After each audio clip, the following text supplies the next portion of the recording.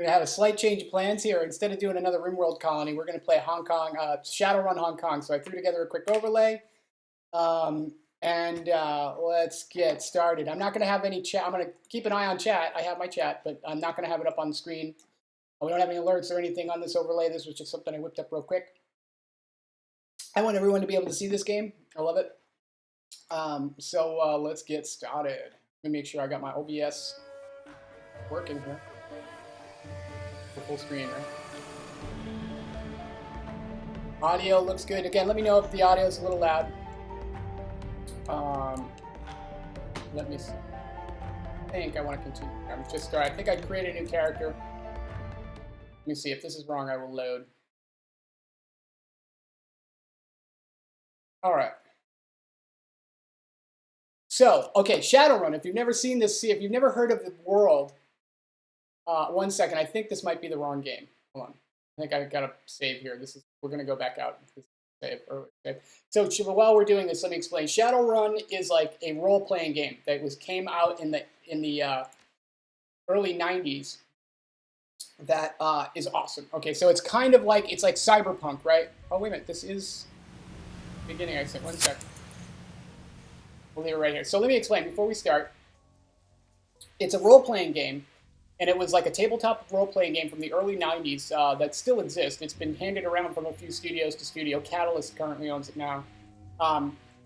The idea is it's dungeons. It's like Dungeons and Dragons in a cyberpunk future. Mega corporations rule the world. There is national governments are incredibly weak and powerless compared to the multi-corps. It's actually really interesting how prescient this was to the way the world is actually coming to turn out.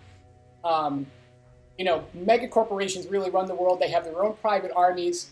But more than this is like there was this event called the Awakening. So magic is returned to the world. There's dragons, there's ghouls, there's ghosts, there's like all of the traditional like D&D stuff is there. The humanity started expressing so there's different types of humans now. There's orcs. We're going to go back to let's actually start from the beginning because this will be a little bit easier. Instead of wait. Yes. We're going to start from the very beginning. All right. So there are, humanity is kind of broken. Instead of there just being humans now, there's humans, there's elves, there's orcs, there's trolls, there's dwarves, meta-humans that have kind of people. They had this thing called Awakening where the magic came back to the world, and meta-humans started being born, and people started freaking out. And it caused all sorts of chaos. The United States is now broken up into a whole bunch of different smaller countries. Like Seattle is kind of its own area. The Native American tribes have, because with the return of magic, the Native Americans suddenly had a much larger power base and managed to carve off some of their own areas of the United States back from the colonizers. It's really hard to explain to get in all the backstory here because there's a very deep backstory that gets you to the setting. But it takes place in about 2072. The important thing to understand is that there's basically there's the Matrix as we, the internet as we understand it now is of course full VR and augmented reality, and you physically go into the internet and feel you jack into the Matrix and actually move around as if you are a real person on the internet, right? There's also the real world, which is, just bullets and guns and knives and, all of that great stuff. But then there's also magic. So there's the astral plane and magic and summoning, and there's shamans and traditional mages, etc. You'll kind of get the feel for it. Whether we want to do usually what I'd like to do with these games is do a playthrough as a magical character and a playthrough as a damaged, a regular character. But if you've never seen the setting, it's awesome. It's really, really cool setting. So it's that combination of both magic and technology, and it's so much fun. So this is a turn-based RPG in the style of something like Baldur's Gate, but also it's actually more kind of like XCOM in terms of the way the combat works. Think of XCOM with magic, and you're pretty close to what we're looking at here. And it also has a ton of great role-playing stuff, a lot of great stories. So let's just start with a new game altogether. And you can see here, there's a bunch of other games. We'll go back and do a playthrough of some of the older ones as well. some point I want to do the whole series. So the second playthrough we'll do this. We'll go through the entire series from beginning to end. So let's launch a campaign. We're going to go it on normal. Fair enough. Let me see. How's my CPU? Oh, yeah, we're going to be fine. I think we'll be fine. So gender. I'll go with male. Human. So, okay. So here you go. Choose your archetype, right? Choose your race. Humans are now the only race. I'll read this. Give you guys a chance to read this since you might be new. Are the only race on Earth until the Awakening in 2012. Kind of like already. It's funny, when I was a kid, this was in the future. Now, like, the future is in the past. But now they find themselves by the definition of the average or even normal. They still are the most populous race in the world and thus control many of the most powerful, moneyed, and important positions in society. They'll have +3 karma. So karma is the system used. It's like experience. You use it to purchase abilities. And then it shows the maximum body stats, right? So for humans, it's all 9. Elves, many people consider elves to be the most fortunate metahumans. They're the most attractive, socially accepted than the other metahuman races. Elves are taller than humans, but have more slender build. Hair is usually thicker, longer, and more luxurious than average, and their ears come to a point. They have +1 charisma. They have a higher cap on quickness and charisma. Warlords are the shortest of the metahuman races, although their torsos and shoulders are wider, their sizes would indicate. Thus, their strength is equal to and sometimes greater than the larger races. +1 willpower, body. Increased body strength and willpower, it looks like. Orcs. Orcs are the fastest breeding race and now the second only to humans in the world population. Their size leads to intimidating silhouette, and body can make more physical damage than the average. Orcs have pointed ears and intimidating teeth and tusks. +1 to body, so they have a max of 14. What is it? A max of body of 14. And here's the attributes should be pretty obvious. I mean, body, quickness, strength, charisma, intelligence, willpower. You'll see how they all work. And then trolls. Trolls are the largest metahuman races. A heavy prejudice against them has led people to assume trolls have lowered intelligence, but in reality, there is no proof of this. Trolls have pointed ears, intimidating teeth or tusks, and many have horn-like growths that other metahumans do not manifest. +1 body, +1 strength. They've changed the mechanics of this significantly. The first version in the early 90s had much different ways of doing this. So the body can be up to 17, strength 15. 6 would generally be considered, my understanding is 1 is like not very good. 3 would be average normal human ability. 6 would be like, the up to the limit of normal human ability. And then, beyond that is like kind of getting towards like, Olympic level plus. 7 and 8 is like, the world's best. 9 is just, almost legendary kind of stuff, right? In terms of human ability. So let's look at the archetypes, which is like classes. Street samurai. Freelance operatives who follow I think I'm going to go with an elf. I like the quickness-based one. We'll get on that. But street samurais are freelance operatives who follow a code of honor. They learn in the ways of traditional samurai warrior and the practices of modern combat. Some feel their skills for profit, while others work to take out dishonorable scum that seem to breed in the urban sprawl. So, right. Physical combat. Mage. Mages specialize in casting of spells, although that doesn't mean they can't use physical weapons as well. The spells cover a wide range of magical effects, from offensive to damage attacks to character augmentation and degradation spells for healing spells. So, exactly. Crowd control, healing, damage, etc. Right? Decker. Okay, these are the hackers, right? They call them deckers because they use these, cyber decks to interface with the Matrix, right? Or holodecks, I forget what they call it. But deckers use a cyber deck. Oh, it is a cyber deck to jack into the Matrix, as they call it. The worldwide information grid of computer networks. By projecting their minds into an electronic world, deckers can find secrets others keep hidden away. They use programs and expert systems to fight off the protections that mega corporations place in their way. Shamans believe that their magic comes from a totem spirit that guides their life path. This relationship allows them to summon spirits and command them and do their bidding. Shamans have the ability to conjure spells that mages cannot. And Rigger. Riggers specialize in cyber tech to control small robot-like vehicles and drones in their minds. In the RPG, they're really kind of more about vehicle combat than they are about drones. But in this game, since there's no real, it's a turn-based thing, they make it mostly about drones. They can use this ability to provide surveillance support and extra firepower when required. And in fact, in the modern versions of the tabletop, the difference between Rigger and Decker is just a question of how you use your skills, really, more than a difference in archetype. And now physical adepts are kind of interesting too. Magically active characters that can focus their magic internally, seeking to reach their utmost potential physicality. Mentally and spiritually, as adepts unlock new abilities, they become honed physical machines using their magic to enhance their close combat abilities. So, you know, like a Shaolin monk kind of thing, right? So what do we want to go here? What are we going to do? I'm going to, this would be like kind of traditional. I like the idea of the street samurai because it's just simple, stupid, right? Guns and knives, and physical adept is also pretty cool. I think I kind of want to go. I'm not going to go with a magic one. Let's pick a portrait. Like, some of these are really stupid. Find one that's not quite so stupid. I like him. Go with him. I like his tattoos.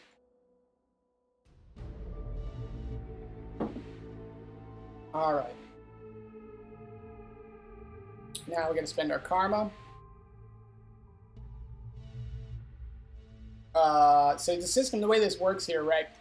This is kind of a gate. So if I have up to 4, my quickness is 4.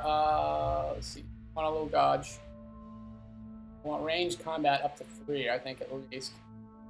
I think I'm going to focus on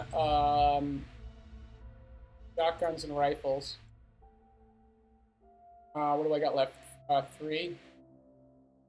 There's another dodge in one of these and one of these. Okay, so as you increase, now note it, like you got to increase this to be able to increase this to yada, yada, yada. These are all, there's a dependency here, right? So as you increase these, you get more abilities. Like this one gives me, you know, again, it's very much like XCOM, right? Where you have these special shots. It's got Overwatch, all the stuff you would expect. I've used all my points. That's fine. I don't really care about throwing weapons. This stuff isn't important. It's not super important for this type of character. Charisma. It's always good to have a decent amount of charisma because there'll be RP options from that, role-playing options. Or that'll give me lots of, you know, I can take more damage. Oh, we haven't even got into cyberware, too. Obviously, the other thing is you can obviously use bioware and cyberware. So you can augment your character with cyber limbs and all sorts of interesting technology that we're going to get into. We will get into all of that. I'm going to confirm this. So, choose an etiquette. So, etiquette, you know, it's about knowing how to behave in various social situations. The right etiquette can give you an edge in certain conversations. Choose an etiquette from the list below. I want to go with, I think you got to go with Shadowrunners. So, the people that, Shadowrunners are characters that don't officially exist. They're like special operatives for hire. They're basically mercenary special operatives that work for megacorporations against other megacorporations for money.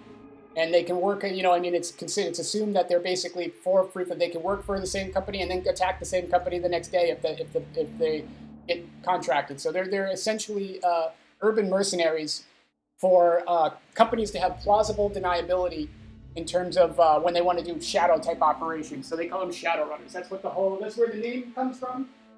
Excuse me. What the whole thing is about. So, we gotta go with Shadowrun. Names. I hate this. Alright, wait, let's get a name. Cloper, you got a name. We'll call him,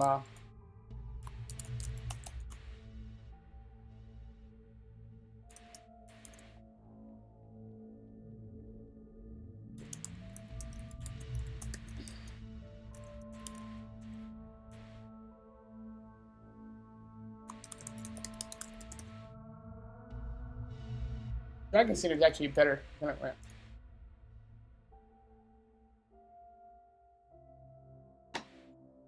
Dragon Blade is actually really good. I like that. I'm gonna use her name for that. Thank you, Dragon Blade. And I gotta know. You know what we'll call him? Even better than this. I'm gonna use that for the last name if you don't mind, Cloper. We'll call him Adam Cloper, with the street name of Dragon Blade. That's pretty good. That's a cool samurai name. I think, you know, it's... All right. So here we go. Here we go. Harebrained Schemes, by the way, great studio. They do such a good job. There is one like Shadowrun Boston that was done by a different studio, not as good as the other one. One new message. Hi. It's Raymond. I hope I have the right number. Look, I know we haven't spoken in a while, but I need your help. Remember the day I took you and Duncan off the streets? I told you that the past is just a story, that if you can just accept that, your past loses all power over you. Yeah. I was wrong. I'm on my way to Hong Kong now, to finish something I should have faced a long time ago. And I need you with me. I know we're not blood, and we didn't leave things in a good place, but you and Duncan are the only real family I have. So this guy is Senpai that we're, If our past means anything to you, meet me in Hong Kong right away. I'll explain more when you get here. I'm begging you. Oh. Yeah, it doesn't look good. Doesn't look good for him, does it? I'm almost out of time.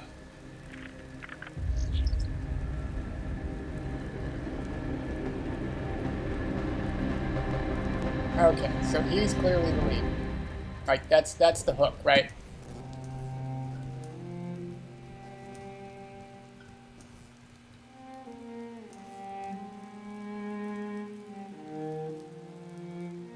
Awesome.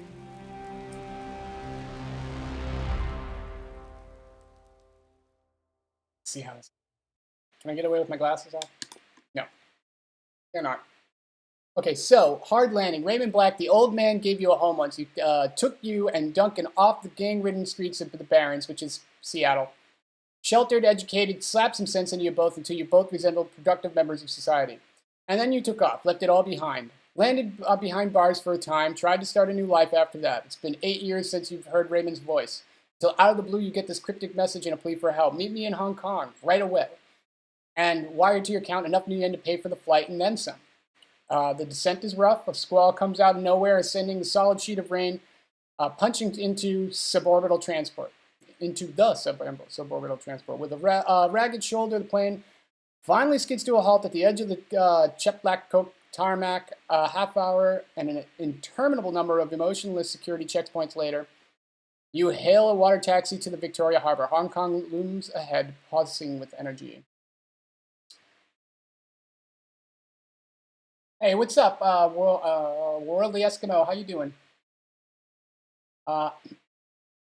Again, if you got relevant links, I don't mind you posting them, but might just be spam.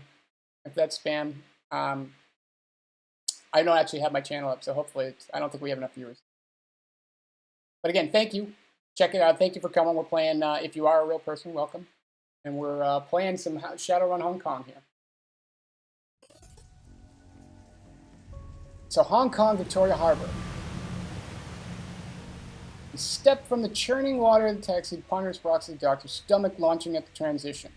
As soon as you're clear, the captain nods once and steers the small craft back into the harbor. The man never said a word, just handed you a worn brown duffel bag when you stepped on board, filled with some gear, some new stiff body armor, and a note, better safe than sorry, D. Alright, Senpai's hooking us up. Above smoke, thick clouds hang in the sky, reflecting lights of the city and a nauseating swirl. The wind changes direction more than once, creating a heady stew of aromas, diesel, sea salt, street food, and filth. It's all you can do to keep your in-flight meal where it belongs. Yeah, that's what I assumed. Yeah, that was my assumption. It was a G2A bot or something like that. Just in case, you never know. Figured I wouldn't be rude. And if it was a bot, wouldn't have heard it anyway, so.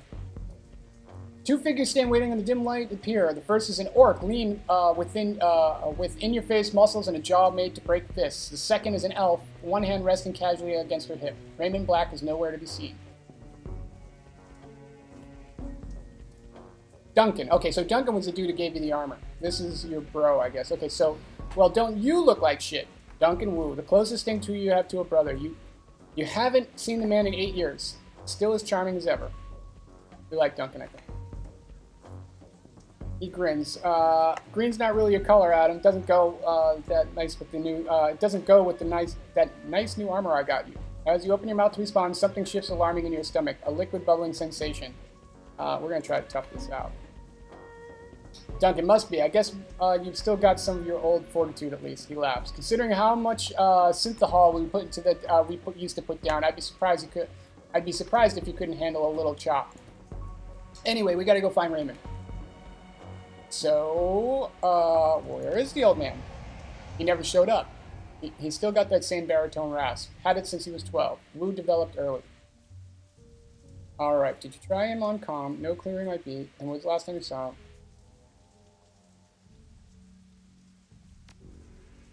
A few weeks ago, before I got his message telling us to meet him here. Been working a lot, so I hadn't been by the house in a while. Let me see. How's it still the same? Mrs. Maloney. How was he? Any idea what's going on? Any idea what's going on? Why am I here, dude? No clue. All I know is that Raymond hasn't been himself for a long time. So, he's been restless, staying in the study, inside his own head a lot, and he barely sleeps anymore. I've been worried about him, but I haven't figured out what to do about it. All right, fair enough. He looks up at you and shrugs. And I didn't have a brother to turn, and I didn't have a brother to turn to. Hell, wasn't too sure if you were even alive until Raymond managed to track down your number. Harder. The woman standing behind him breaks in. We should get going, Duncan. Head back to the meeting point in case your dad shows up. Copy that, Sarge. They're wearing Lone Star body armor. Okay, so Lone Star is a private. There's no public police anymore, right? If you want police coverage, you pay for it, or you are part of a corporate sovereignty that protects you. But if there is no such thing as like public national police in the world anymore, you pay private police. But this is how the world is going to be. It's funny, but 30, 40 years from now, it will be just like this. There will be no real public police. It's already getting that way in the United States. But so you'll pay for it. So these guys are like rent-a-cops essentially, but like real rent-a-cops, not just like security guards. Copy that, Sarge. Sarge. The woman tapped her chest with an armored finger. Harder. Seattle Lone Star. I'm Duncan's partner. All right, so these guys are cops now, which is all right. Fair enough. And superior officer. I let him carry my coffee for me sometimes, write my parking tickets, that kind of thing, I figured we could use some backup. Don't know what Ray got himself into, and I wasn't sure you were going to show up. Topped off remark, but he's kind of resentment.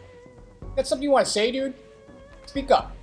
Nope, shakes his head. Hey, look, I'm glad you're here, Adam, seriously, but I'm going to need some time to get used to having you around again. Been a while since I heard from you, know what I mean? This guy's kind of a whiny. For a big, massive orc, this guy's kind of a little whiny. Memories of sleepless nights and yada, yada, yada. Okay.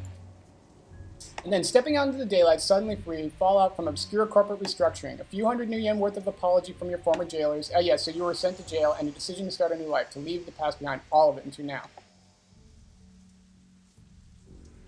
I know I've been out of touch. He stares at you, his goggles reflecting the harbor lights. You could say that, yeah. Scanning the waterfront, frowning. Let's just find Raymond. He was supposed to meet us in the plaza on the other side of this pier. The sooner we find him, the sooner you can all have a big, happy family reunion over dinner, she grins. And sooner I can find a place to get a drink around here. Now you're talking. Damn right. Ahead of you, Hong Kong rises serpent-like from the sea. The government and megacorp coiled together, writhing in their basket of institutionalized corruption. No one can tell where the snake's body ends and the tail begins. That's what Raymond used to say. Duncan turns and starts down the pier. Carter follows. All right. So I think we head to the meeting location, keep the team alive. All right, so shit is clearly about to go down, right? If I remember correctly. All right. Go take a look at that.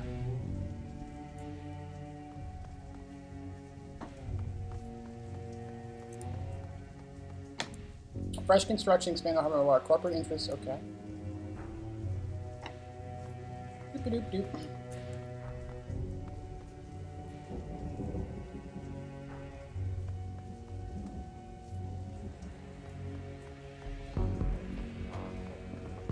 It's locked. Can we open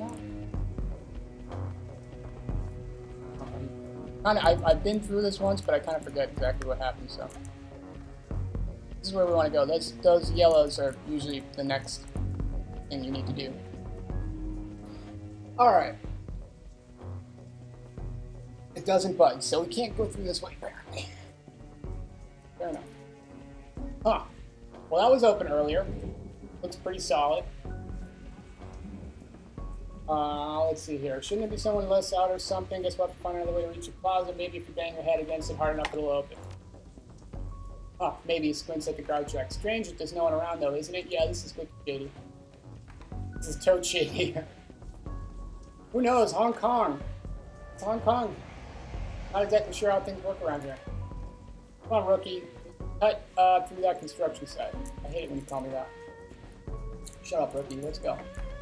Rookie Duncan. Duncan the noob. Oh, security checkpoint. There we go.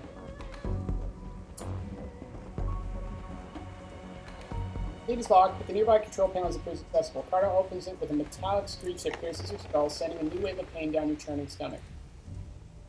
Alright, she examines the control panel for a moment, then throws Will a backward glance. Looks like there's another way off the docks on the other side of the gate. Think I can bypass the lock.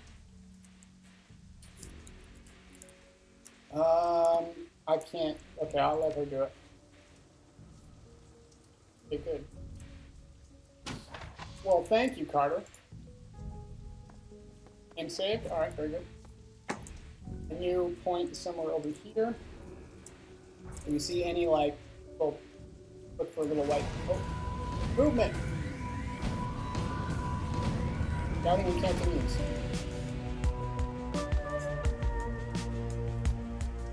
How many we got? 3 guys? 4. Okay. Well, the group on the dock was fishing package out of the speedboat when you surprised them. Now the package is at the bottom of the bay, and the speedboat is disappearing into the distance. They close on you, red-faced and yelling. Light from the harbor glints off their weapons as they approach. The leader shouts something in Cantonese, but it's too fast to make out. You're rusty. It's been years since Raymond's house and the language lessons that wouldn't end. The old man never spoke anything but his native language at home. Duncan. Who speaks with authority? His Cantonese is solid as ever. He never let it drop. Are you guys doing some late-night fishing? Tattooed gunman. Smuggler smiles. Oh yeah, we're fishing for assholes. Wait, what a great comeback there. What a comeback. Wu points at their weapons. You're going to need some better bait. All you're going to catch with that is trouble.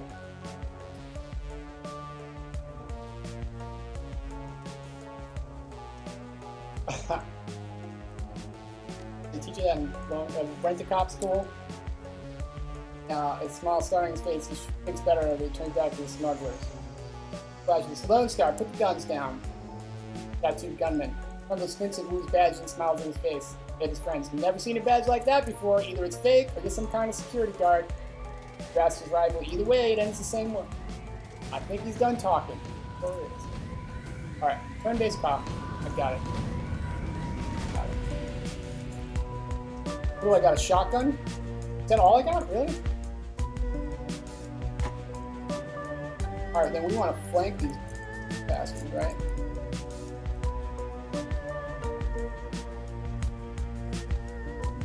I got a grenade, too. Alright, let's move up there and see if I can get anything. Oh, I can't use my grenade there either. How much cover do I have there? No cover there, huh? Well, wait, actually, I got 68 to hit him. Oh, yeah, not bad. Okay. Not bad. Let's get you right here, right? That's partial cover. All partial cover.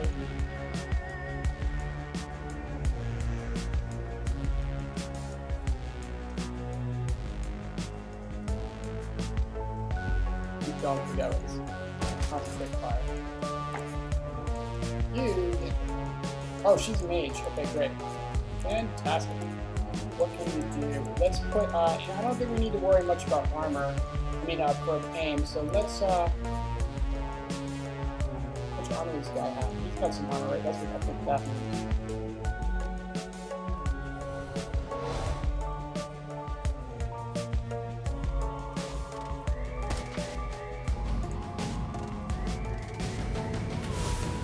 Oh. we got a mage. Kill the mage. Sorry, that was a reason to attack the wrong person. Always kill the mage first. How smart. Shoot your own guy. The only good mage is a dead mage. Kill her. Okay, what can I do here? Kneecap. It's -1, but reduces HP by 6. Alright, so I can... I'm just gonna sit. There we go. Kill the mage. Oh, I can punch this dude in the face, or I can just shoot him point blank in the face. Let's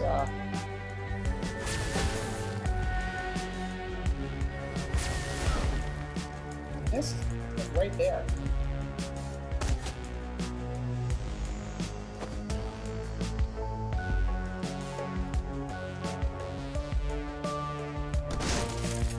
Haha. Not smart, dude. Well, I got 29. I'm not gonna hit him. So let's I'm just gonna run over here. Get ready to shoot. I'm playing. You should probably go a little bit, but let's see. Actually, let's go to her.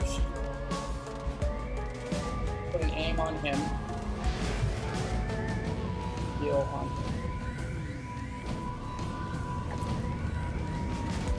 Can't I heal him?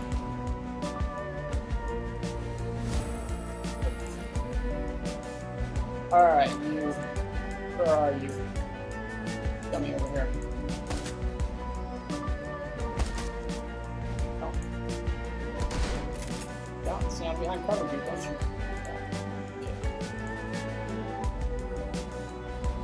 I'm just gonna keep him under. I see something about. I'm gonna have to reload shortly here, so let's just take a pot shot at him. Oh wow, I took that one.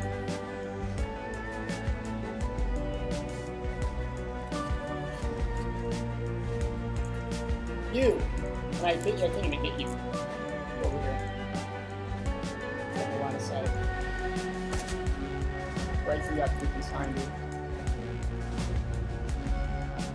Who can I hit? Oh, mana ball. Mana balls. Mana ball. Do I have line of sight here? Yeah. Alright. Not sure. I don't recognize it. Oh, were they triad? I didn't recognize the tattoo. Right there, huh? Okay, so that went pretty well.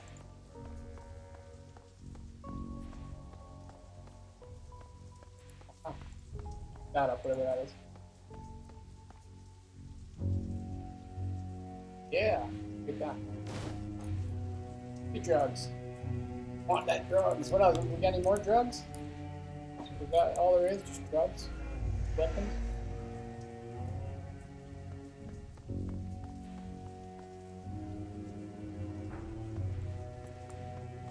Another gate panel. This one's been vandalized and busted up good. A real nightmare of a repair job. Blue stares at the fence, considering, and loops worlds of razor line. Loops and worlds of razor line glitter in the lamplight. Looks like it's edged with monofilament. Corporations here don't screw around. Oh, we just cut ourselves an opening. Shakes her head. Even if you could, it snapped out back on you. Ever see a high tension wire rip through a human body? You don't want to. Probably not. Duncan nods in agreement. We're not touching it. How about it, Carter? Think you can get the gate open? What do you think? The eyeballs the job. It'll take a few minutes, though. Frowning, she leans and gets closer to the box. Man, the box. A few seconds later, she starts pulling wires and yanking fuses. Look of intense concentration on her face. Competent. In Cantonese, Adam. Sounds like Raymond when he does that. In Cantonese. And if my aunt is sitting on the end table. Satisfied? She's competent. I know. She runs the riot squad, and I'm assigned to. And she's a Cantonese. We speak only Cantonese from now on, just like we did when we were lived at Raymond's. Those endless drills are about to pay off. Okay. Won't be a problem. I got it. So if you're joining us, if you're just joining us, we're playing Shadowrun Hong Kong. We're doing a playthrough of Shadowrun Hong Kong. I explained kind of the background for Cloper, but I'm assuming if you're popping in here, you probably know what's going on, what this is about. So he nods one step and looks back at the camp. At least you can still handle yourself in a fight. So you're with Lone Star now, huh? That's right. Everyone wondering what I've been up to, and you're not wondering what I've been up to for these last 8 years. Nope. Douchebag. Silence between you gets louder, heavier. It's like getting awkward, more awkward by the moment. Screech is replaced by the sound of grinding wheels. Glancing over at the console, you see Carter grinning back at you. All right, Carter. Hey, Carter.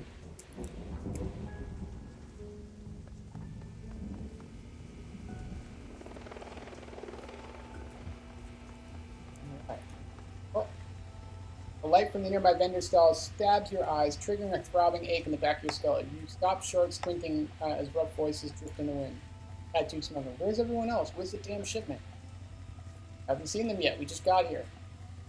Oh, tattooed smuggler. Longway's probably waiting for us so we can get the haul out of his boat for him. That lazy bastard. Let's just hang out here and let him find us. Looks like we're on a stroll through Smuggler Central. Those gangers don't know we're here. We could just probably slip past. Or we could clip them up. Or we could clip them. They're already looking for us. Might be better to take them out now while we've got the element of surprise on us. I agree on that. So ambush. While unaware hostiles on the screen, press the unholster button to turn base combat. Bam! We're going to shoot these guys in the face so they know what's going on. What does this give me? Illegal screen. So 1 plus willpower, 1 plus body for every time you attack. Strength increases. Doesn't that sound? That sounds really good. That sounds really good. I like it. I don't really have a good shot at these guys. Where can we go? Here, I think we can get. See, this is me. Yeah, we've got a shotgun, so let's just get right up in their face. Yeah, like that. That's what we want. Flanking. Flank, bitch.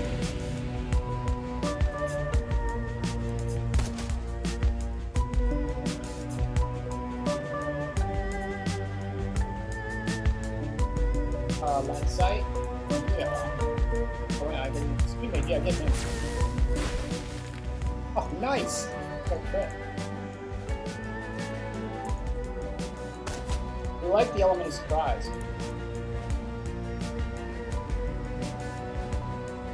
Alright.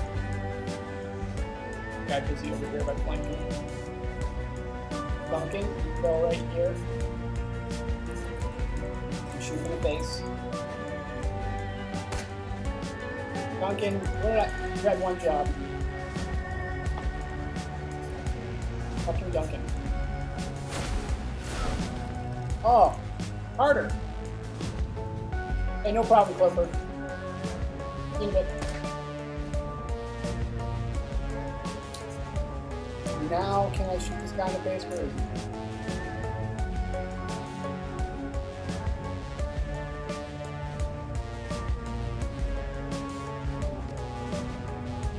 is he? Alright, there we go. What? Everyone's like, what the F, yo?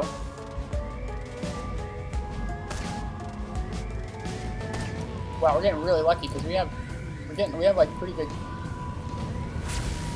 We have good chance to hit. We just can't seem to freaking actually get any luck. Okay, that's a little ridiculous. We're kind of getting a little.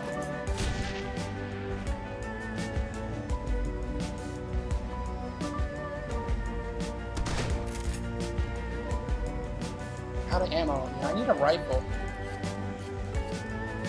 I'm a wicked exposed. This is a bad idea. Hopefully, I kind of figured I thought he'd already be dead by now.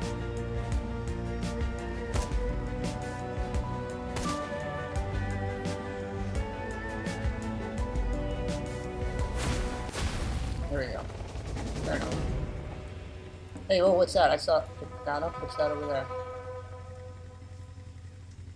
Take that. Med kit, always good. Can't get enough med kits. Never get enough med kits. So that's something we need. Move crate.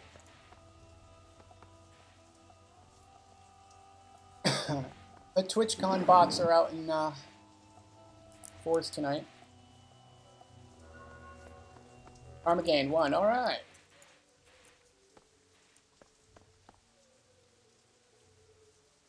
Oh, look, I see some.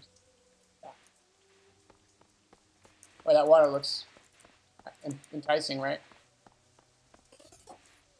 We got 59 new yen. New yen is the universal currency in this game. It's like yen, but new.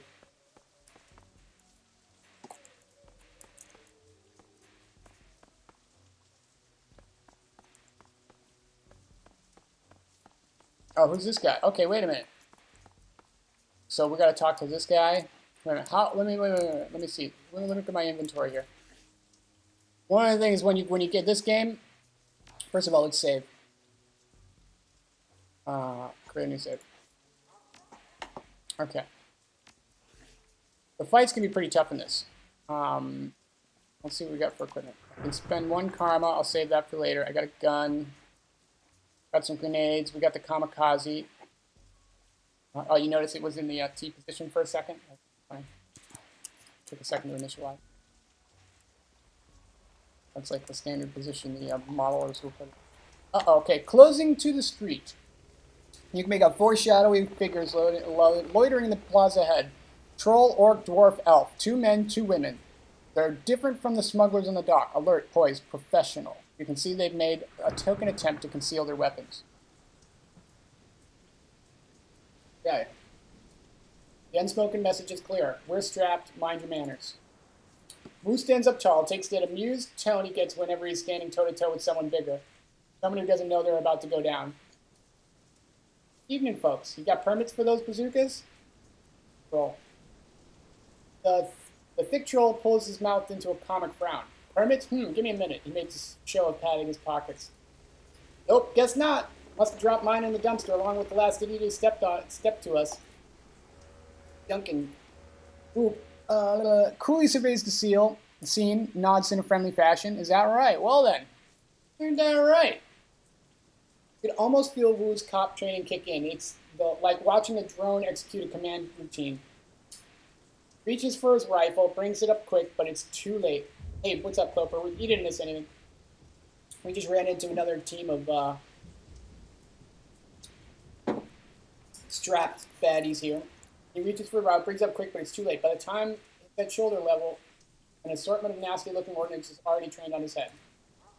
Carter backs him up. She whips out her arm forward, fist blazing with magical fire. Her eyes sweep the scene, darting from one figure to another. All right, everyone, just be cool. Husky troll. The thick troll's voice is casual, amused. He shakes his gun in Wu's face. A little late for that, isn't it? Okay, raise your weapon too.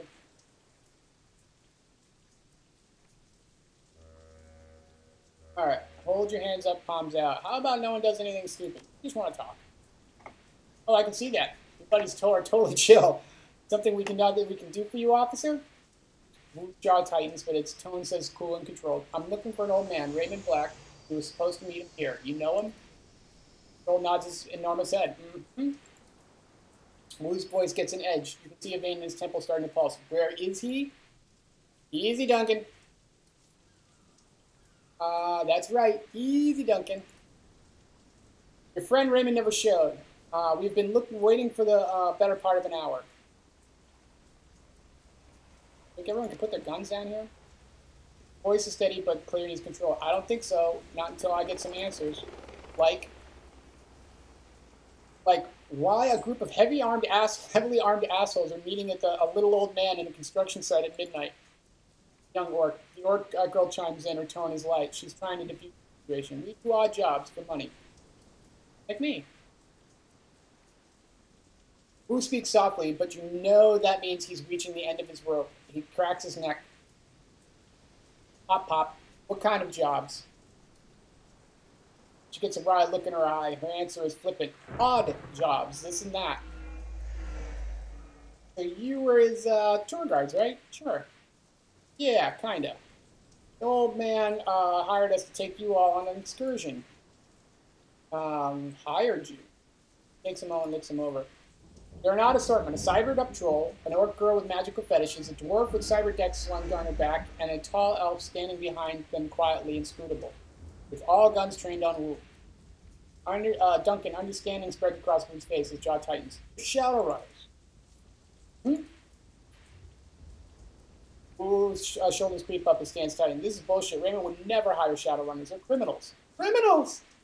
Everyone's a criminal in this game. Mercenary operatives. Mercenary operatives. Criminal mercenary operatives.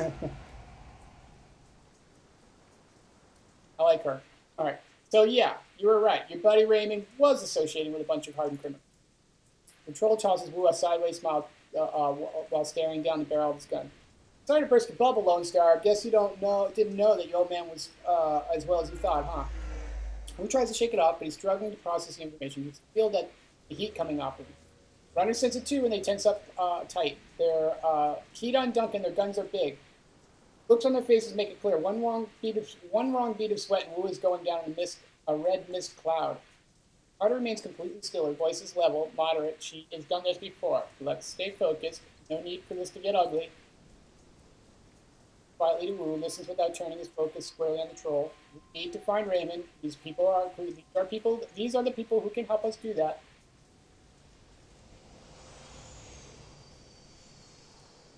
She's right. Let's stay focused on Raymond. That is the quest here, right? Young orc. You tell the girl's had enough of this detention. She blurts out, "The old man wants us to take him into Kowloon Walled City." Ooh. You too. She waves a hand at the three of you. You too. Okay. Young orc.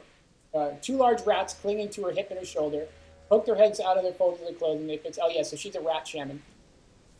Shaman. You know the Walled City? Slum, right? I've heard of it. Sure. The girl sneers, her rolling her eyes. It's a shithole. The worst slum in the Eastern Hemisphere. Memories of growing up in the Redmond Barrens flash through your mind. You get it. It's a real bad place. Now, why would an old man pay you to take him there? The dwarf nods and jumps in. Wouldn't say. He mumbled a lot, too. Just kept rambling on and on about how he had to get in. Under ordinary circumstances, I never would have accepted the gig. The walled city is the last place I want to go. But the old man rolled up with a truckload of new yen. You got to eat, right? Wu risks a glance at you. His weapon remains trained on the Shadowrunners, but a flicker of uncertainty plays across his face. All right, say we believe you. What now? Okay, gang, I'll tell you what. He looks at his team and he slowly starts to lower his weapon. We're all going to put our guns down. And boom. What? So, okay, Carter was just killed. Take cover. Okay, what? Okay, so yeah. Well, I'd say we're gonna fight. Cover from what? From where? Where are we getting shot at? Did anyone see where that came from? Okay, where do we want cover? That looks good over there. Well, these guys are hiding over there, so that seems like a pretty good place.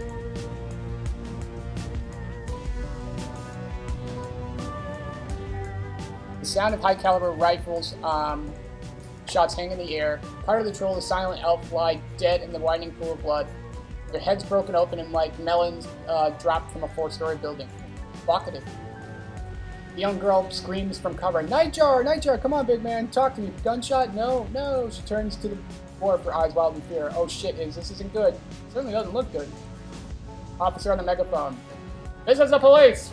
Lay down your weapons! Put your hands behind your head and come out where we can see you. Yeah, fuck that. Duncan Wu, Adam Cloper. Oh right, they got us like online. They know exactly who we are. Come out where we can see you. You have 3 seconds. Duncan crouches behind cover, his gaze locked on Carter's corpse. His voice comes out in a hoarse, "Stand down, damn it! I'm law enforcement. Lone Star! Lone Star!" He's driven deeper into cover by a hail of gunfire. Save your breath, they won't listen. Use your eyes, these bastards aren't here to make arrests. A sniper shot hits the wall next to her head, showering her an explosion of plaster. Stay down, Duncan. The rat girl stares at the ground intently as if listening. Then her brow furrows, her eyes go beady, and her nose wrinkles up. She begins to sway back and forth, her lips moving soundlessly. Alright, she's gonna hook us up. Okay, I've got a way out. It's at the end of the street. Everyone come with me. everyone, we don't need these rented cops. Got it? We're the only ones. Their extra firepower is, I got us an exit, but we got to get past the heat, and we can't shoot our way out of this on our own. If nothing else, they can soak up a few rounds for us. Well, thank you, Gobbit. Thank you, too. Just stick to cover and keep close. There's a door down the street that leads to a back alley. That's our exit point. You fall behind, you get left behind. All right, fair enough.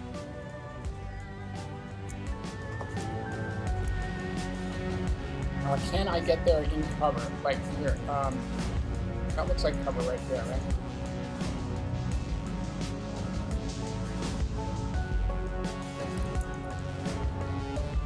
Yeah, cover. Oh, I get to control her too? Okay. That was there.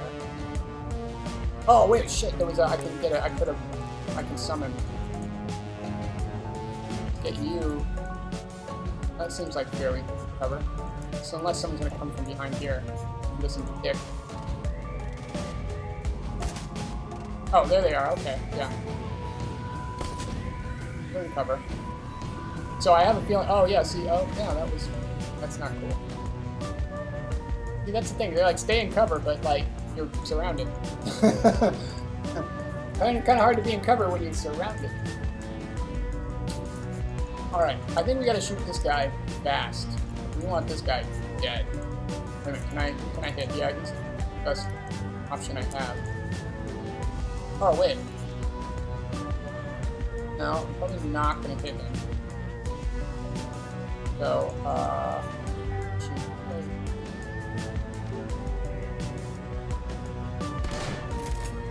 Far away, shotgun. I need a rifle.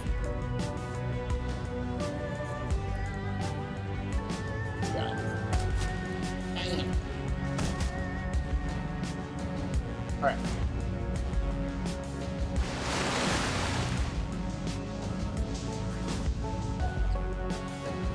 What can I do? Hydro daggers, shots of water. I can heal a water bolt. That takes 2 armor from the target. How's this guy? Although he's got armor. Let's strip his armor.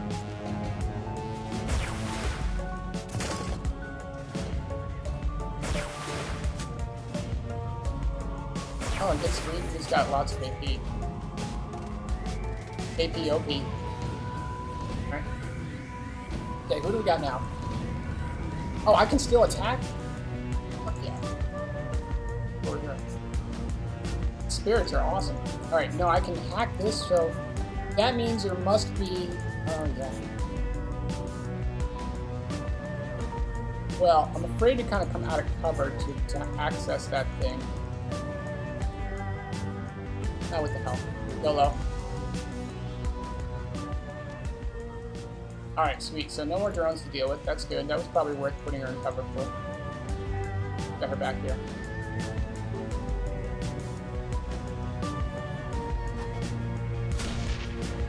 What the? I just got hit.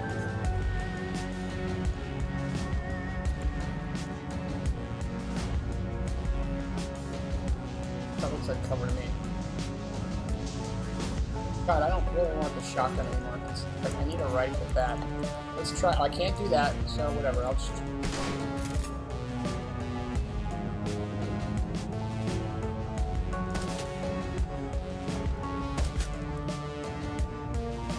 How about you heal your shell?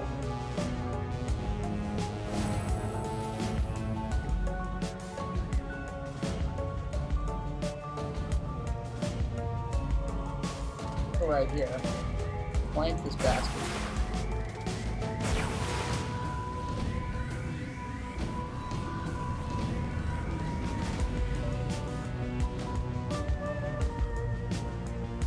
Let's get that guy. We want him to be the. Can I? So I can't use those drones that shut down. I want to steal them. I don't want to just shut them down. I want to take those. That doesn't seem like it's good cover. Like, let's get her over here.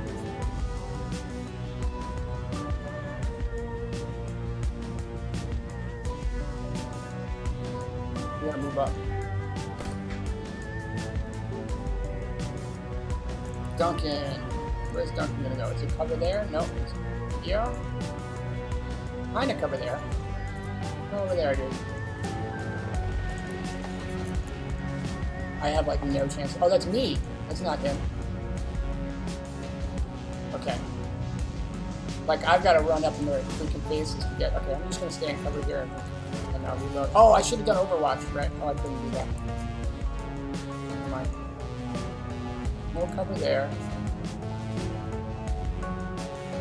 I should cover there. I think that's where we want to go.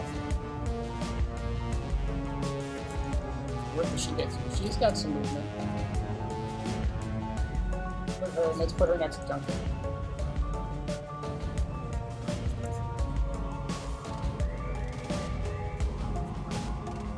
What can we do with this?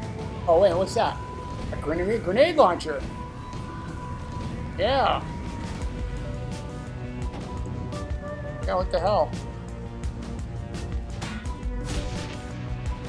Right? Snake with the grenade launcher. You don't have to be that accurate with a grenade launcher, do you?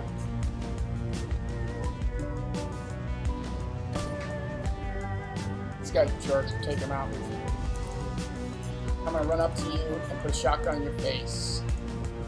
Where do I have cover? That's no cover. That's no cover. No cover. No cover. Jeez, they don't really give me much in the way. Oh, there we go. We'll work our way over there. Duncan. I've got no shot. There.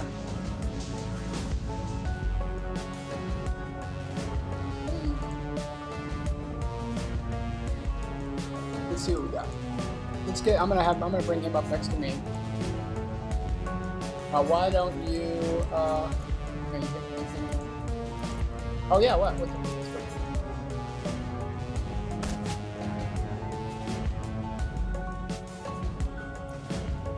Who's this? Okay, it's the shaman. Oh, she can shoot. She's got an SMG too as well, right? But no cover. Let's. Oh, I got it. Let's put a haste on. B.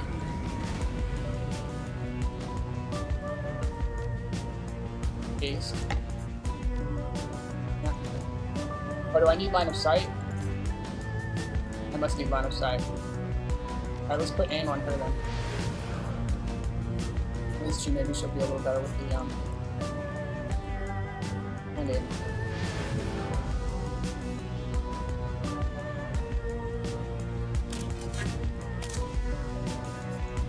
And let's put another one. Another one right in the pooper. Yeah, that was awesome. There you go there. Nice, shorty.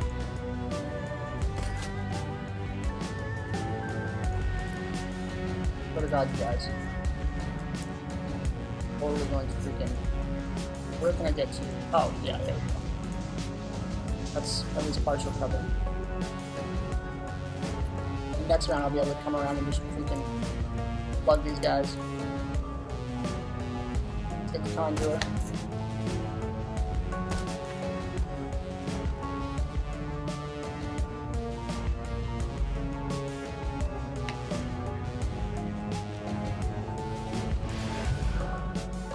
Not much of a shot anyways. And I like you back here, just keep, you know, you never know. Okay, take the drone out. Now you can hit. Oh, I can take a shot, take a plug at this dude. Alright, not bad.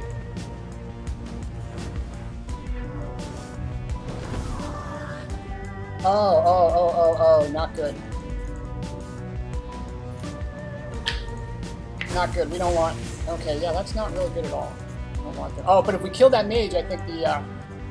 How do I... Hey, what's up? How do I use YouTube? I mean, how do you use YouTube, or how do I leverage YouTube for my videos? Or are you saying how does one use YouTube?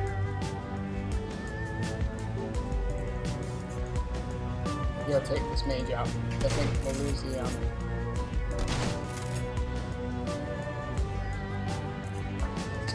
Got 71%. Go. Now, I have a feeling that's not all there are. I have a feeling, right, there's going to be more up here.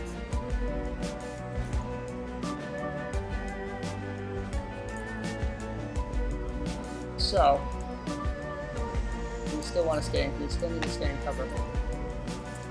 Can't go anywhere just yet. Let's just reload this.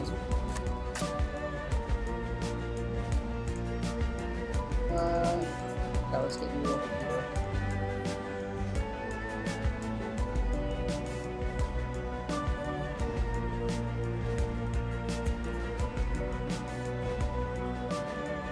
Like no cover. Oh, that's okay. There. I'm gonna get shot in the face, right? No. Word.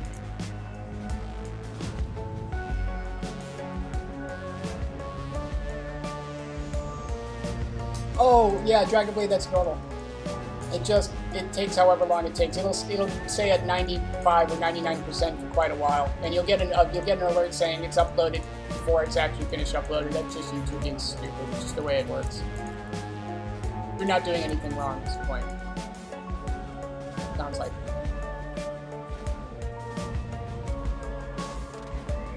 Can I get to 2? Yeah, let's get. Oh yeah, what do I have on me? I got something wrong. Like, get up there with Gobbler.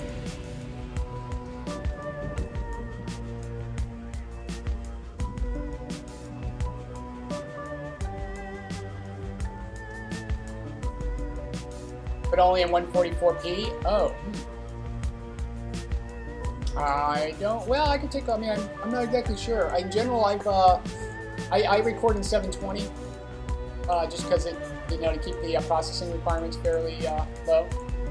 I haven't done 1080, but I don't think it's, I don't think it's anything. It should be at the resolution you uploaded, I believe. There are probably I have some folks, like some friends of mine I know that are much better with this stuff than I am. When is Half-Life 1 or Portal? Oh, good question. I haven't thought about it yet. I just kind of want to do the Shadowrun. I've been waiting to do a playthrough of this, so I'm just going to do this one probably this weekend, and then maybe we'll start. Yeah, it's a good question. I gotta actually spring for Half-Life 1, so I gotta spring for the $10 for the Half-Life 1. So, you know what, I'll call out some bros I have and see if I can get a few donations to get the, buy that. Anyway, so I'm in, like, messed up. Oh, I have minus AP, that's my problem. Okay. So these guys have been hitting me with magic that's reducing my ability to. So can you? Oh, you've already moved. Never mind.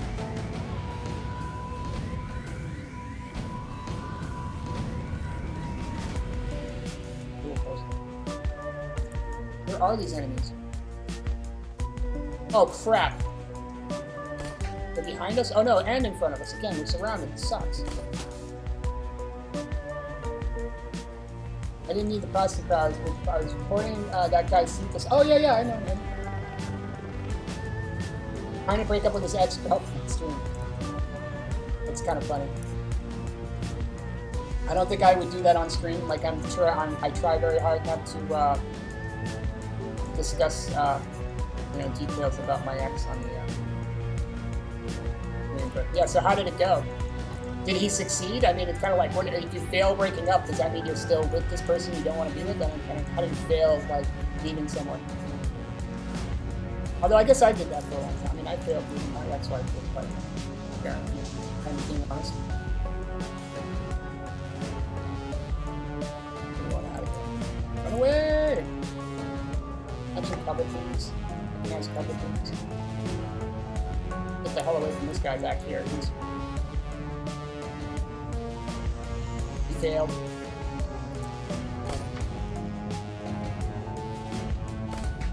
I don't even think we want to kill these guys, right? Kill them. We can get to the, as long as we get to the door, we're golden. So you go here. Hide. Drunken, and then you are. You get out of here. I've already escaped. I ran away a long time ago. Can I get there? Yeah, get there. Oh crap! Right? Yeah, no, I can't. Duncan, you just take one for the team here. I'm gonna get shot up by 3 people. He was in Germany for like a year, but the hook with her 1 or 2 months before he returned. Okay. They agreed to continue with long distance. Oh, that's very long distance. Like multiple different countries. Like long distance for me is like you're in Boston and I'm in Providence, which is like a 45-minute drive. Like that's long distance to me. Oh well. Yeah, I got that's a tough situation. All right, we survived that fight. Way to go, guys. Good save. Yeah, on stream though, man. I don't know if I would do that on stream. Rat shaman guides, no matter what I felt like about her. You know what I mean? The rat shaman guides you from the doorway to on the street through the eternity of winding alleyways, damp sub-basements, and empty buildings. Stumbling through the refuse and filth, you make your way to the sewers below the Victoria Harbor. It reeks down here, but it's quiet. Gobbet stops, sniffs, and wipes her eyes with the back of her wrist. Her rat squeaks softly in the folds of her clothing. Softly. Softly. Dwarf watches her silently for a moment, then moves closer and gently shakes her hand. Dim light of the sewer, you can see they're nearly the same age, no more than 20, 21 tops. What were their names? Let's take a second to honor the dead here. But she keeps her head down. The troll you were talking to was Nightjar. He was our friend. The elf was called Gutshot. Kind of an asshole, but I didn't need to see his head splattered everywhere like that.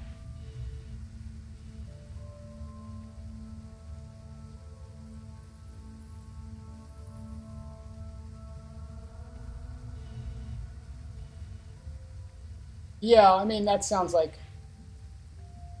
I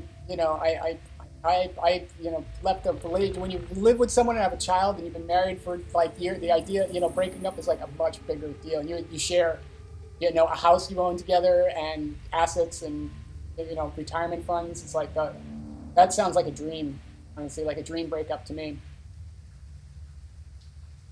It's funny. I noticed a couple of my friends have started dating online. They're like, oh, this is my boyfriend, and they're now boyfriend and girlfriend. I'm like, but you guys live like 12 hours away. Like, the United States is very big. Like, you guys, they're like, dating online, but I'm not. I guess I just don't understand. I don't quite get how all that works yet. I haven't dated anyone online. It seems to be a fairly common thing, though. I notice.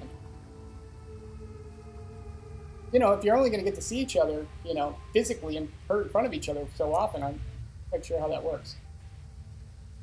You're always going to be surrounded by other people that are actually there in your area. A lot of temptation, a lot of complications. Yes. She keeps her head down and tells it to the floor. The troll you were talking to was, oh yeah, we said that. Hills, Nightjar was a good guy and he had our backs. Isabel's in mine. Isabel, okay, that's her name. Rare to find a writer that you can actually trust. Are we clear? I think we've shaken him. Yeah, we're clear.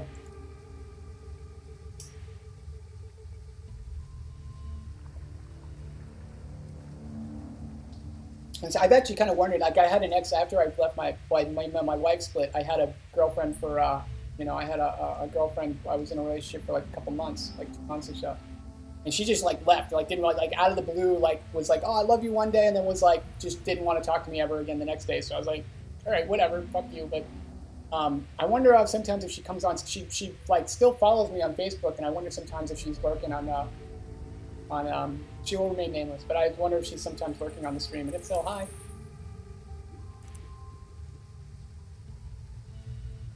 Yeah, every day is like tough. I mean, even I don't know if I couldn't see someone every day, that's not a problem. But maybe a few times a month I would expect. If you can't see each other at least 2 or 3 times a month, it makes it pretty hard. Like my ex is actually dating someone new, and they hardly get to see each other at all.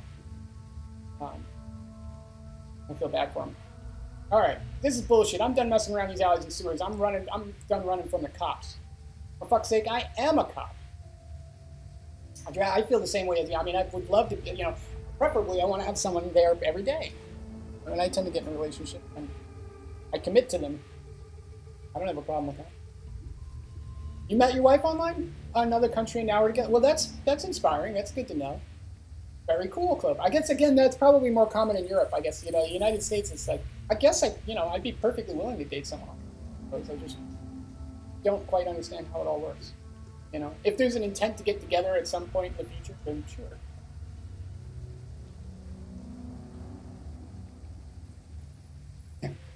You want the option, Dragon Lady. You know, I get it. You want to have the ability. You know, you're not necessarily want to see someone every day because you don't. Even if people you love to death, you don't want to see every day. But yeah, exactly. You want to at least have the possibility. It's tough when you know you can't see someone you really like and you're really into each other and everything working, and you just know that you're not going to get to see each other for a while. I guess it's less of an issue. I mean, you know, if it was like someone you can see online frequently, it makes it a little easier, I assume. You know, I don't really have any experience with that. All right, he is a cop. Yeah, we noticed. Fuck the police. There's a Lone Star Sergeant dead back there. Damn it, what she was. Rue starts to choke up. Oh, see, they were based. He struggles against it, trying to maintain control, but he needs a minute to recover. He finally speaks again. His voice is seething and hoarse. I don't know what the hell's going on with the Hong Kong cops, but I'm calling in some Lone Star backup from home. I'm going to get some of my own people down here, and then we're going to find out Raymond and figure out what the hell is going on. Whatever you say, big guy. You have fun with that. She looks over to the friend. Iz and I are out of here. Best of luck finding your friend. All right, your people died in a hail of sniper fire. You're not going to fire him. Best of luck, that's it. Not our friend. He's our foster father. Of course we're going to do something about it. In fact, we're going to do two things. Run and hide.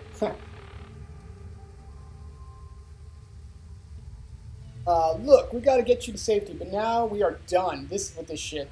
We do not intend to die for you.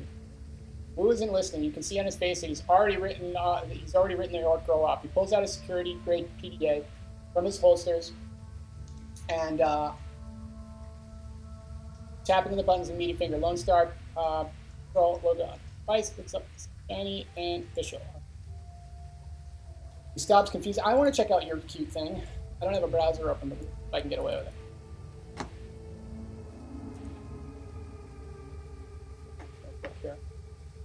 I want to see your cute thing.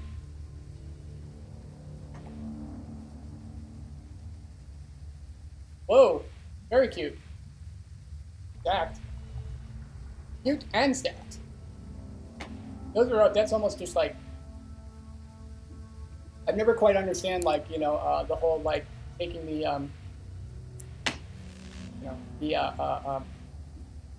I've never understood the fetish for like, you know, boobs that clearly cannot be human. You know, like I like breasts that look like they could actually be on a woman, like an actual woman, real live woman, rather than like these weird, you know. Anyways. Oh, Duncan's locked out of the network. All right, so he stops confused. His PDA is all messed up. He just got hacksaw. Law enforcement status has been revoked. Suck it, Duncan. It is very cute though. It's really nice drawing. It's really nice illustration. I like it. I understand that's kind of part of the style. Yeah. I'm not, you know, again, personally, I'm more of a leg kind of guy. So, not that I don't mind, like, you know, big boobs. It's just not really like it's not something that, you know, not my thing.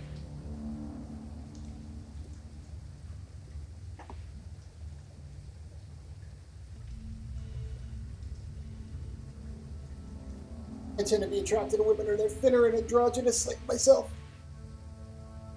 Excuse me. All right.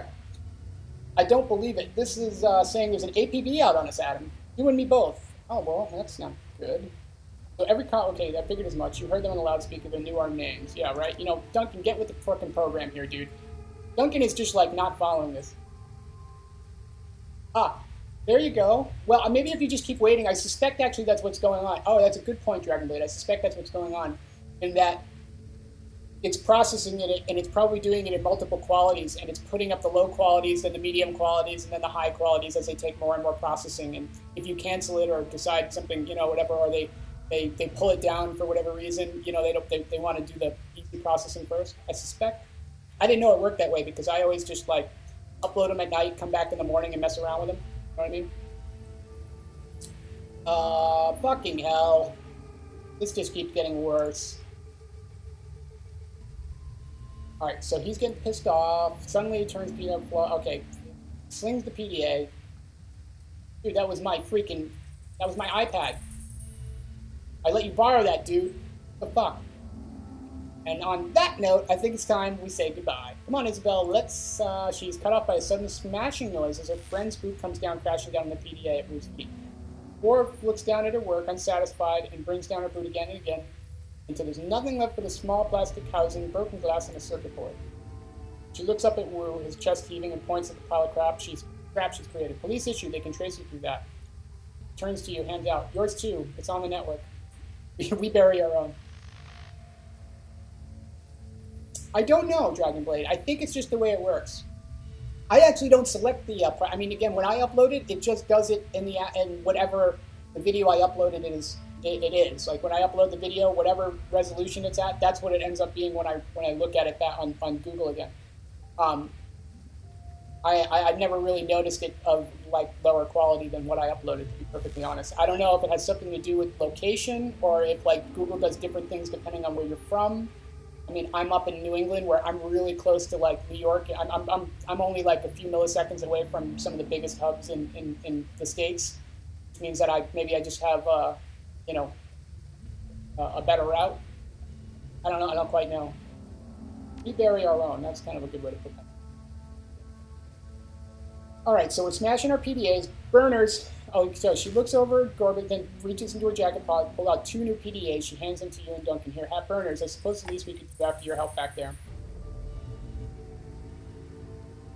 Yeah, then I don't know. Again, I can't help you. I'm not exactly sure yet why that would be. I can't imagine, honestly. It's always just worked the way you would expect it to work. You upload it at whatever resolution, then it is whatever resolution it is. I've never noticed it like offering I've never even noticed it. It's never offered me multiple resolutions. Like it doesn't give me the option to downgrade it, as far as I know. Got any snacks in there? I'm getting a bit peckish. Oh yeah, well, joke fell flat. We gotta go right now. They're after us too. Our screen has a local newscast. On your own face stares back at you from the upper left corner of the screen. Oh, nice. Newscaster. And in breaking news, just under an hour ago, Hong Kong port authorities were involved in a firefight with a member of a terrorist cell. Oh, really? Linked to the mainland city-state of Henan. The battle left 3 terrorists dead, along with an unconfirmed number of Hong Kong police officers. Yeah, that's what I'm saying, but I never get those options. It only gives me to do it. I always thought it was just... If I got those options, I didn't notice them.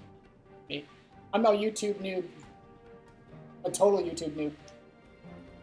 The only first time I really started using YouTube at all, or even, was to, besides following to like a link follow video or something, was when I started streaming, so. Got about 2 or 3 weeks experience with YouTube. Do a female voice for the character. I don't know how to do a female voice, but I don't think I would do a good female voice. My voice is probably already feminine enough as it is. Your image winks out, replaced by a scowling image of Duncan Wu, mugshot from a long time ago, before Redmond Barrens outside of Seattle. No. Our sources report that the Seattle natives, Duncan Wu and Adam Cloper, like that name. And the name of my character, I'll show you, Dragonblade. I named the character after him. Along with their Hong Kong-based accomplices are still at large. They are well armed and should be considered extremely dangerous. Low-res photo of Gobble and Isabel pop up in the screen, replacing the room. The color drains out of her face. Oh, shit. Kowloon officials report that the terrorist cell, known as the White Star, maintains ties to the state of Henan and is purported to be receiving weapons and funding from an anti-corporate group cast city-state of Seattle. Yeah, you probably have perfectly good internet then. I don't know. Again, I don't... It sounds like you actually know way more than I do already. Port authorities are standing on high alert, and Hong Kong police force special duties until it has been engaged to deal with the threat. We can go live now to the Chief Inspector Crate. The special duties unit will be making a statement. And the newscaster video window displays the location of the firefight at Victoria Harbor. The camera pans to the Chief Inspector Crate. She is surrounded by a swarm of news reporters, but appears unfazed by the attention. She speaks with supreme confidence. Or she's coming back. I can already tell. This is a nemesis, right? Chief Inspector Crate. This has got to be someone we're gonna. We have yet to ascertain the motives for tonight's attack, but it's clearly a well-planned and coordinated effort. Sounds smooth, more like a corporate mouthpiece than a cop. You've already issued an APB along with a killer capture order for the 4 remaining terrorists, and I have instructed the Special Duties Unit to make this manhunt a top priority. If you should see one or more of these individuals, do not attempt to engage them. Instead, tap into the Hong Kong Police Force flash code at the bottom of the screen. If you are an authorized network to take out a picture, our system will automatically identify them in your data stream.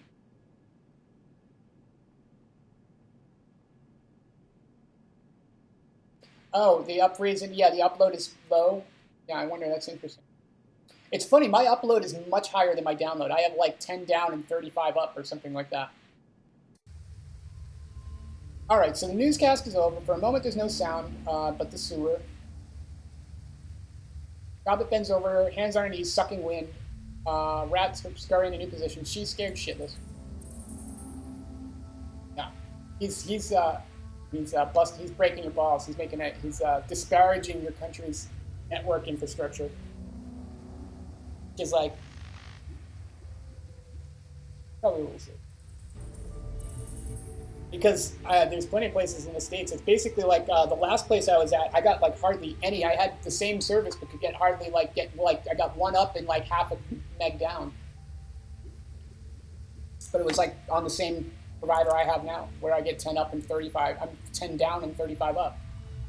It's all kind of random around here. But I thought we were fucked before, but now we're well and truly fucked. Famous quotes. It doesn't look good, does it? Not at all. They've labeled us terrorists, and there's an APB out. I've heard of this kind of announcement before. I know what comes with it. It doesn't matter if we have nothing to do with whatever city-state. They're going to hunt us down. It's open season. And the 2 of us will be hunted down right alongside with you. Yeah, well, you're in it to win it now. We got to go deep. Hit the mainland for a while until we can figure this out. Find a hole to crawl into. You got to get them off the grid too, way off. Hey, Lone Star, you got a security license, right? That means you've got a SIN. Okay, so SIN is a security identification number, like your social security. A big thing in this world is if you have a SIN, you can like work for a corporation, you can receive paychecks, you can actually, do banking, you can access the matrix. Shadowrunners have no SIN, so being SINless is like a state of having no official identity, and it means that basically anyone like crimes against you don't exist, like you officially don't exist anymore. But again, you can't be tracked by the computers and stuff, by the security system. So most Shadowruns are considered SINless. So losing your SIN is a big deal in this world. Of course, I have a SIN. I wouldn't be able to get paid otherwise. Only criminals and lowlifes go SINless. That means you can't be tracked. She runs her hands along the cyberdeck thinking. That means that you can be traced, both of you. You get spotted by a drone or a security camera, get ID'd by a retinal scanner, or use your cred stick or passport, and the Hong Kong Police Force will know just where to find you. Wu crosses his arm in his chest. I know how a system identification number works, runner. All right. We're going to have to burn our sins if we're going to survive this. Got it right, Seattle. Oh, I'm Seattle now? I like that. So, we're just as screwed as you are. Me and Iz, we're listed as your accomplices. We can't get off, can't afford for you to get caught. You leak them to us one way or another. DNA samples, things like I've told you, astral residue, I don't know, cop stuff. The little Decker looks at you from you to Wu, eyes narrow, sizing you up. You can see or make a silent decision before she speaks. Her voice is flat, resigned. We need to get your sins burned, delete you from all the record books, all of them. All of them? Whoa, wait a minute. You want us to just erase our identities? Beyond the fact that it's insane, will it even work? We burn our sins, we get off the grid like that? Won't they just redouble their efforts to find us? Condescension seeps in the way Isabel's dry tone. Imagine playing a game of hide and seek with the siren strapped to your head. Would you rather try to play hide and seek with the siren or with the siren conspicuously absent? Yeah, deleting our identity cards, that does sound hard. It's very difficult. I can't do it. Some people can. Organizations, expert systems.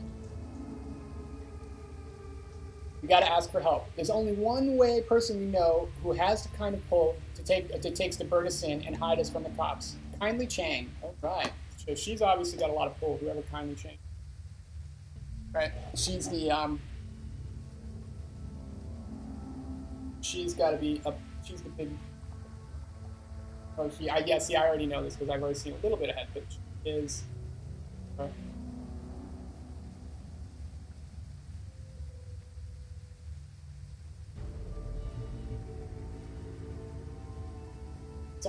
All right, let's get back to this. So where were we?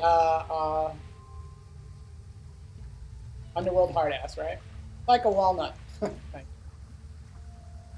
She's what's known as Straw Sandal, a kind of middle manager for the Yellow Lotus Syndicate, their triad. Kindly Chang controls all the electricity and illegal activity in our neighborhood, smuggling, bootlegging, counterfeiting. All right. Sounds like my kind of scum. This is no joke. Kindly Chang controls a good-sized portion of the Kowloon underworld. She is soldiers, resources, she's smart, and she is not to be underestimated. Taking favors from a woman like Kindly Chang is a good way to get yourself into indentured servitude. You don't want to owe favors to a woman like that. No, we're in a... Ideally, you don't want to deal with her at all. That was Nightjar's job. Nightjar's? You mean you mean you work with her? He's pretty... we're really naive for Shadowrunners here. But what did we just tell you? She's got the fingers and everything, including brokering and Shadowrun for the corpse. Kindly Chang is our fixer.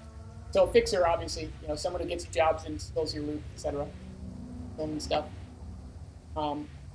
Oh, by the way, okay, got it. Just stay on a good side. You have nothing to worry about. Now let's get this done before one of you trips an APB and brings the hell down upon us. All right, let's go. Let's do this. All right, save. All right, a lot of stuff there. Oh, I didn't mean to create a new one. Whatever.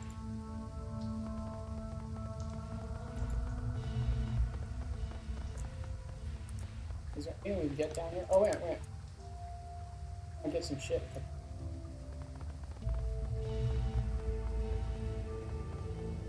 Yeah. Nothing down there. We don't want to miss anything important.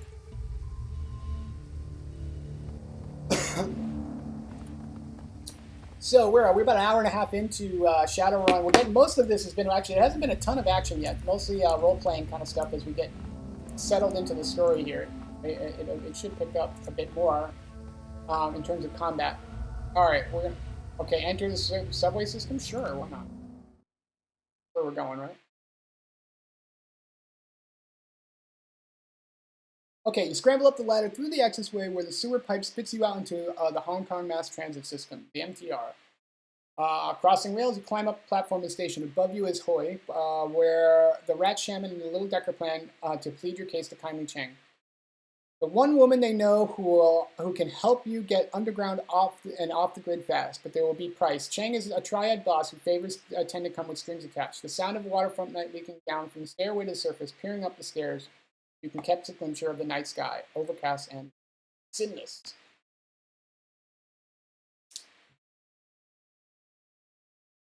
Sinless in Hong Kong. Again, 05, forget some karma. The sewers deposit you into a series of mechanical access ways that eventually link to a system of railroad tanks. Got it? Leads you to 5 or 6 magnetic doors, sealed doors, sets of electrified tracks, continue to indicate your destination. All right. MTR station for Hoi. Once you go up the stairs, you'll be in our neighborhood. Kindly Chang runs their operation out of a Mahjong, is that how it's pronounced? Mahjong parlor, called Swift Winds. There's an APB on us. How do you expect us to get to the Swift Winds without the plate taking the bullet? Hoi is well known as a protected area. Kindly Chang sees that. It's a shadow community. Smugglers, hijackers, black marketers, you get the idea. Cops tend to give the place a wide berth. Police cameras don't last long here. Between the smog, the cloud cover, we shouldn't have to worry about drone surveillance either. The Hong Kong police won't find you, not if you follow our lead. Fair enough. Now here's how this is going to work. You can't get an audience with Chang until we secure you an invitation. So me and Iz will go ahead of you to pay our respects. Then you will request to see you, politely. We kiss her ass until it shines. Fair. That's about the size of it. One more thing. Kindly Chang is a dangerous woman. She may seem friendly, but don't let her guard drop. Whatever you do not disrespect her. Yeah, got it. That's it. And we'll go ahead and smooth the way. Just give us a few minutes head start and don't talk to anyone. What if we get recognized? No one Hoi calls the cops. Doing that around here is a quick way to get dead. How do we know you're not going to bolt on us? Because we need your sins burned badly as you do. Oh, that's true. And we need to figure out a way out of this shit. We're all dead. Plus, we could use the muscle right now. Just saying. See you at the Mahjong parlor. Mahjong parlor. How to pronounce that? Oh, why that's so hard for me. All right, so they fail away. They take off. Okay, good. Wu stops pacing and his hand, blah, blah, blah, blah, blah. He stands silently, covering his face and his shoulders shaking with emotion. Then he begins to laugh. It's a laugh that comes from down deep and in place where fear and frustration and impotence swirl. But the barrier holds. Wu focuses to take control of his breathing and laughter begins to flow. He becomes himself again. Oh my God, Adam. An aftershock of laughter shudders through him. Are you fucking kidding me? What the hell are we doing here? How do we get into this? I think I'm gonna lose it.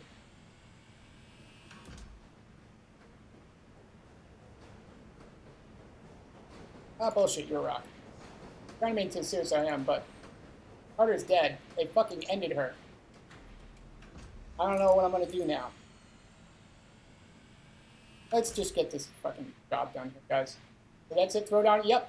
That's right. Throw her down the memory hole, man. Let's move on. Let's move on here, guys. Oh wait, is my chat working?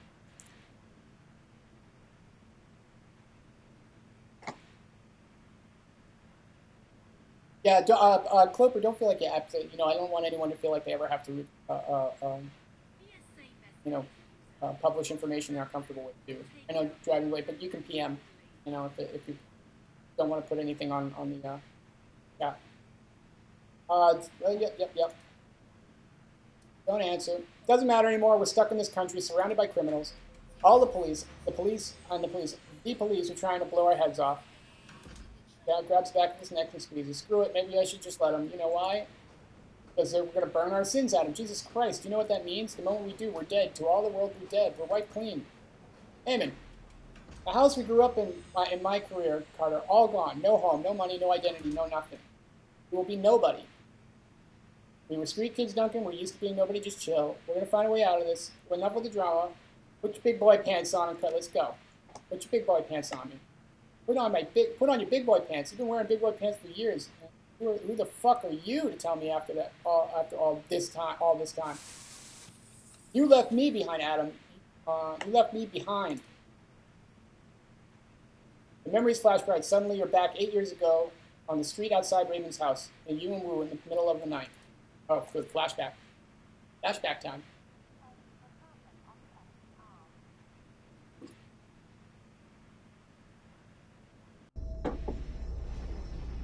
Flashbacky. Oh, look at young Duncan. Oh. Why? Can't just leave like this, Adam. What am I going to say to Raymond? You know how he is. I got something to attend to, and I can't wait. Because you won't tell me what's going on. It's always the truth.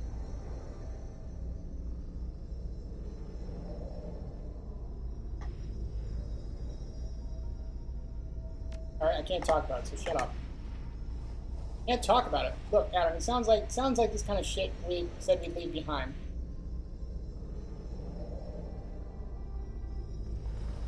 I know. Why do you think I'd be back before the weekend out? You know. Remember the look on Duncan's face as you walked away. The events that followed were a blur, one that you don't care to remember. 3 days later, you were behind bars in a private corporate prison. No interrogation, no charges, no appeal. Years later, some corporation bought some other corporation, and the new board of directors pushed through some sort of reform agenda, and the higher-up gave an order. And then you were out with a few hundred new yen to your name and one scary-as-hell non-disclosure agreement ensuring your silence. Not that it mattered to you anymore. You were starting fresh, determined, until Raymond tracked you down, left you that voicemail, brought you back to Hong Kong, and back together with Duncan Wu. Okay. The background feels are still here. Realize that Wu's been staring at you. So where have you been? At least tell me you were alive. I was locked up. Oh fuck, I had no idea. Yeah, well, douchebag. Should have asked. Duncan's kind of an asshole. Alright. Well, I don't really get how to process that one right now. I don't know. If we're still alive tomorrow, we can talk about this more. This shit is too much. Yeah, you know, Duncan, get your shit together, man. We're marooned on this island, hunted by the cops. My partner is dead. Raymond is missing, and we're about to go see a crime lord about erasing our goddamn identities. And as a bonus, our only allies are a pair of teeny criminals who would kill us if they said just so they couldn't have to deal with us. All right. Listen, Adam, back in the Barrens, whenever I was out of control, you just handled the situation. Remember, with Carter gone, I'm so raw nerve. I'm afraid I'm going to slip back, and people are going to start getting hurt again. I got your back. Don't worry, bro. Being a bitch, but I got your back still. We'll see. Just don't press it. I need time to get used to you. Yada, yada, yada. Now let's go meet this triad woman and get our damn sins burned. I want to rip the bandage off as fast as I can. All right. Well, let us save. We just got through a lot of role-playing there.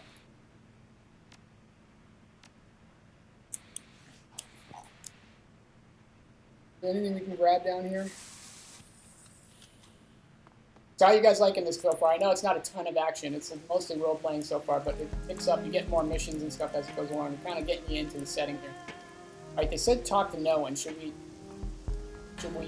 listen? I'll listen to them. They said not to talk to anyone. I don't really feel like extra complication. Down, yeah, there it is.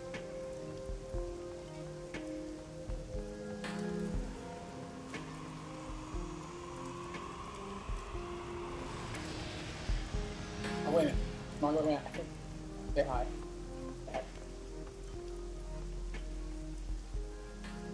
Okay. Just up the docks, sea-worn man, smiled almost too wide for his head. Clothes were mirrored colors pattern. Any need for the advertisements and his travels. Let me see what you're selling. Do I have any money? I need a rifle bad.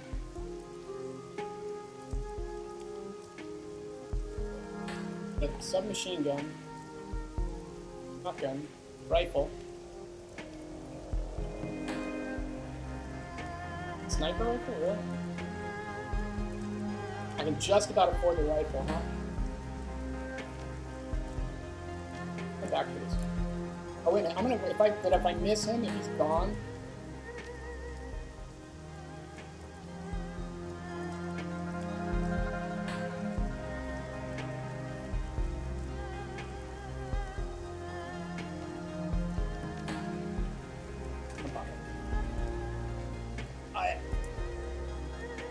Alright, very good.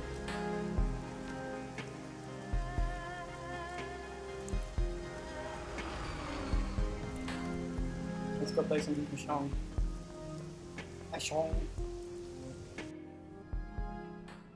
Alright, let me look at this thing. What do we got here? Smells of cigarettes and gross stuff, apparently. We have a lot to talk about. What's up, Chang? Every eye in the room on you as you cross the Mahjong parlor. And a middle-aged woman sitting patiently at its end. Clickety-clack of ivory-colored tiles stops. Hands stray beneath tables, into jackets, pockets, behind backs. Woman has a face of a prison guard and the demeanor of an inmate. Salt and pepper hair is pulled into an iron hard bun, and beneath it, two shiny black eyes offer nothing. Button sewn onto a doll. Nearly empty bottle of something foul rests on her Mahjong table, nestled between a pair of dirty shot glasses. Tiny puddles of brown linger at their bottoms. Goblet and Isabel stand on either side of the table, heads lowered, shoulders slumped, hands clasped. They risk a frightened glance at you as you approach. Kindly Cheng. My little pair of fuck-ups here told me all about what happened on the docks. Not a good way to start. Two of my best runners had their heads put out. How you needed protection, and how you need to get your identities wiped before you get your heads put out, too. Potentially leading the heat to my front door, placing me and everyone in my employ in danger. 2 fingers a rim over glass. So wise. So very, very wise. I suspect that's sarcasm. Highly suspect that's sarcasm. We're sorry, Auntie. We thought... You mustn't speak until you're spoken to, Gobbet dear. And since you are one short hair away from being dumped into a river chained to Isabel's corpse, I suggest you do your friends here, or let your new friends do the talking for a while. That makes sense to you, dear? I like Kindly Cheng. I like her. Yes, Auntie. Fuck with this woman. Very good. You learn so quickly. Gobbet, let's hype her up a bit here. Gobbet's eyes dart from you, the triad boss, and back again. A thin trickle of perspiration slides from beneath the ropes of her hair. Kindly Cheng slowly turns, directs her attention to you. Her voice remains cloyingly sweet. I count little Goblet here among my most resourceful runners, but I admit it's good to have outside validation from time to time. Look of gratitude from the young rat shaman is deeply sincere and exceedingly brief. And now that you've shared that valuable little tidbit, perhaps you would be so kind as to keep your fucking mouth shut until you are spoken to. Can you do that for me? Or keep silent. I do appreciate that, dear. Now, my darlings, understand that the little rat shit here that you came to Seattle to meet my client, Mr. Black. Mr. Jaws, Woo's jaws tighten at the word client. Before you could find him, the Hong Kong police force started splattering gray matter everywhere, and everything went to shit. And now you need your sins burned so that you can disappear before you end up dead too. Is that right? Yes, ma'am. Very good. Why don't you start with you telling me who you are? My name is Cloper. So you've got a first name, Cloper. A profession? I mean, what do you want me to... you do want me to erase your identities, don't you, dear? I need to know who you are first. I guess that you could call me a street samurai? Adam, I do what needs doing. Excellent. That's what I like. I am not that type, and I know how you become someone who does that what needs doing, Adam. Lie. Picked it up young, being in the cool. Tell her the truth. I don't want to lie to this woman. Still can't believe it. Shinely King whips her head towards Wu, a nasty retort ready on her lips, but then she stops, sticks out her lower lip, and sizes him up. She turns to her lieutenant, standing behind her, nodding her to her approval. Looks like the gun show is in town. What's your name, gun show? Wu's focus remains straight ahead. Duncan Wu, I'm a cop, Lone Star. I hear there was some fresh corpses found on the docks tonight. Smugglers, I believe. Didn't sound like the Hong Kong police were when I heard about it. What we're doing, Duncan Wu? Identified myself as Lone Star, but they wouldn't stand down. They had weapons. It was self-defense. I don't care, sweetie. They weren't my people. But know that you are. But I know that you're a life taker, Mr. Gun Show, and you and your friend here. But now I'm curious. Why are you meeting Raymond Black on the docks tonight? Raymond Black is our foster father, senpai. That makes her pause. Chen lifts her bottle of swill and eyes the label, connecting the dots in her own head. Interesting. Sorry, kids, but he was looking like shit when I last saw him. Eyes half open. What is it? Eyes? What is it? Dark circles around them, dragging his feet, the whole bit. Your foster daddy was in a bad place. Sounds like he wasn't sleeping. Could be from what it said, it sounded like he was having nightmares. He stopped in the middle of a sentence and muttered something to himself. One time, it was about walls or breathing or something. Another time, it was about teeth. Thousands of teeth. Ooh, thousands of teeth. I wonder if that's significant. Thousands of teeth. Romania to New York. Oh, is that the speed test? Yeah. What was the, I don't want to pull up a browser just to find out. What was the, I don't want to waste the memory. One sec, actually speak. Optimize.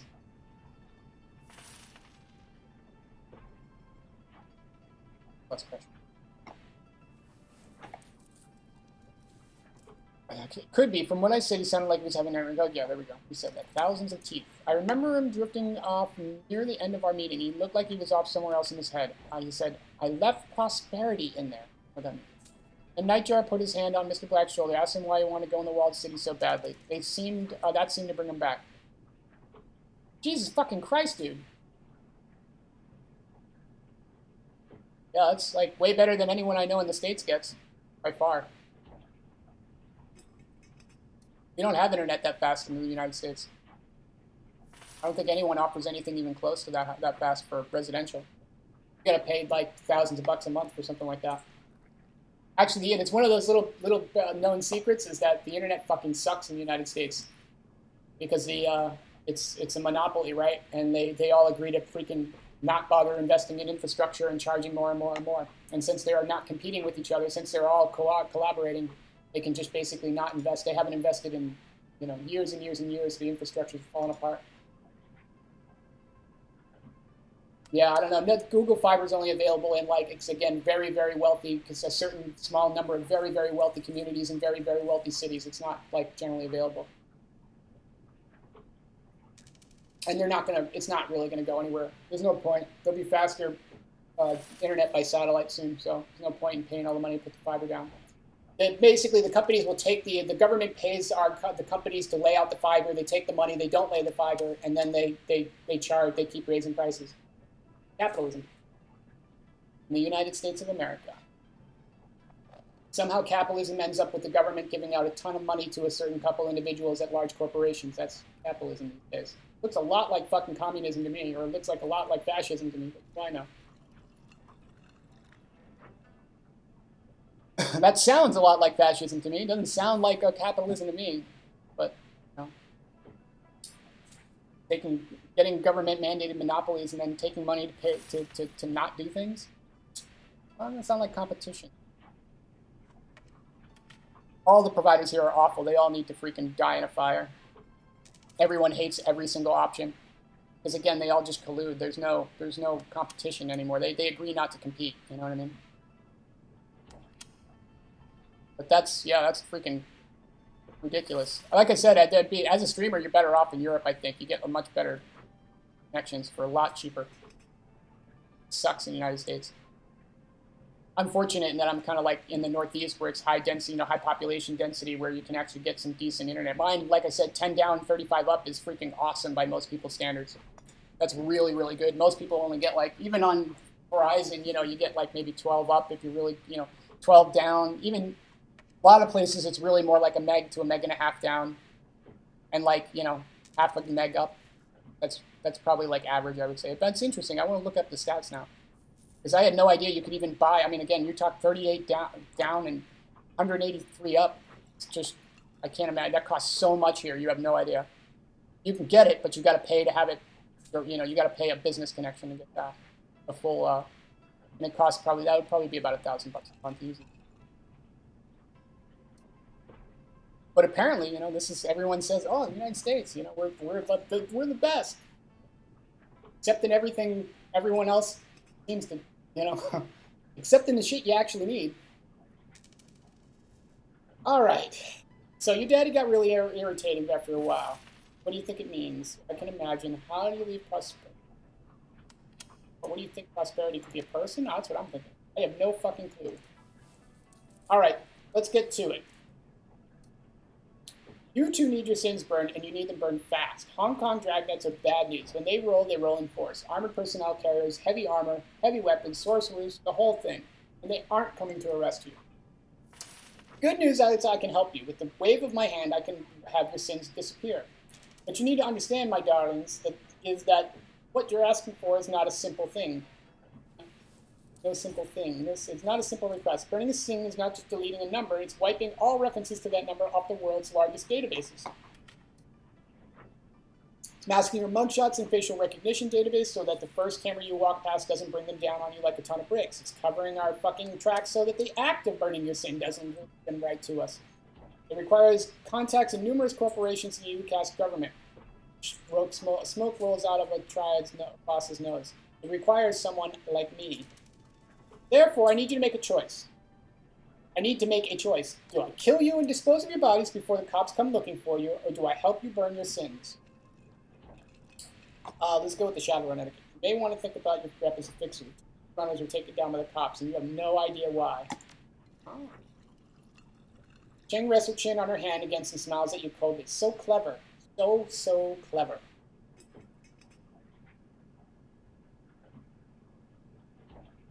Her chin stays above her on her hand. Her eyes look past you, surveying the yellow locust soldiers in the room.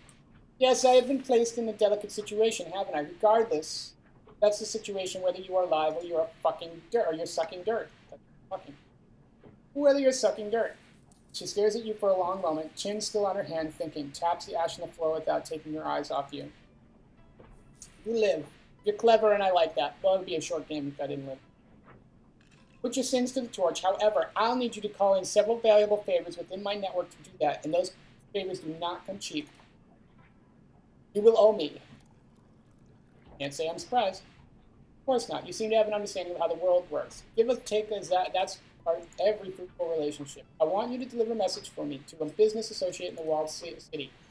Yellow Lotus is a strong presence inside. Isabel tells you all about that, didn't you? Isabel grew up in the walled city. They collect taxes for the corporations, extort protection money and from shopkeepers, run drugs, guns, or people. They hurt people. That's what I expect.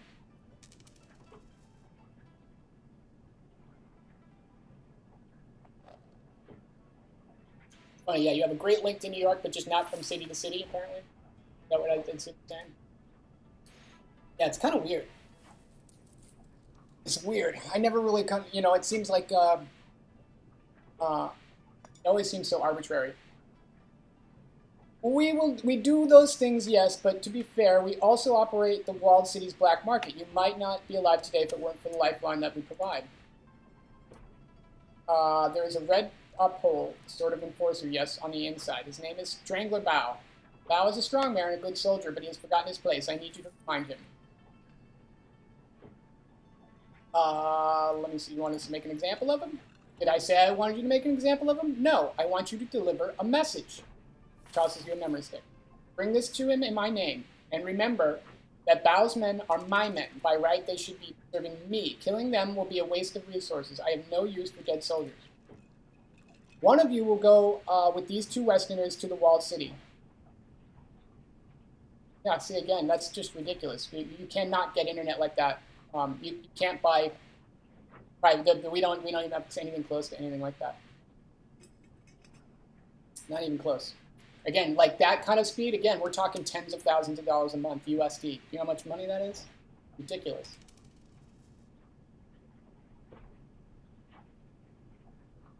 I have several menial and degrading tasks that need doing around the establishment. No matter who goes and who stays, you both pay for bringing down the APB my doorstep.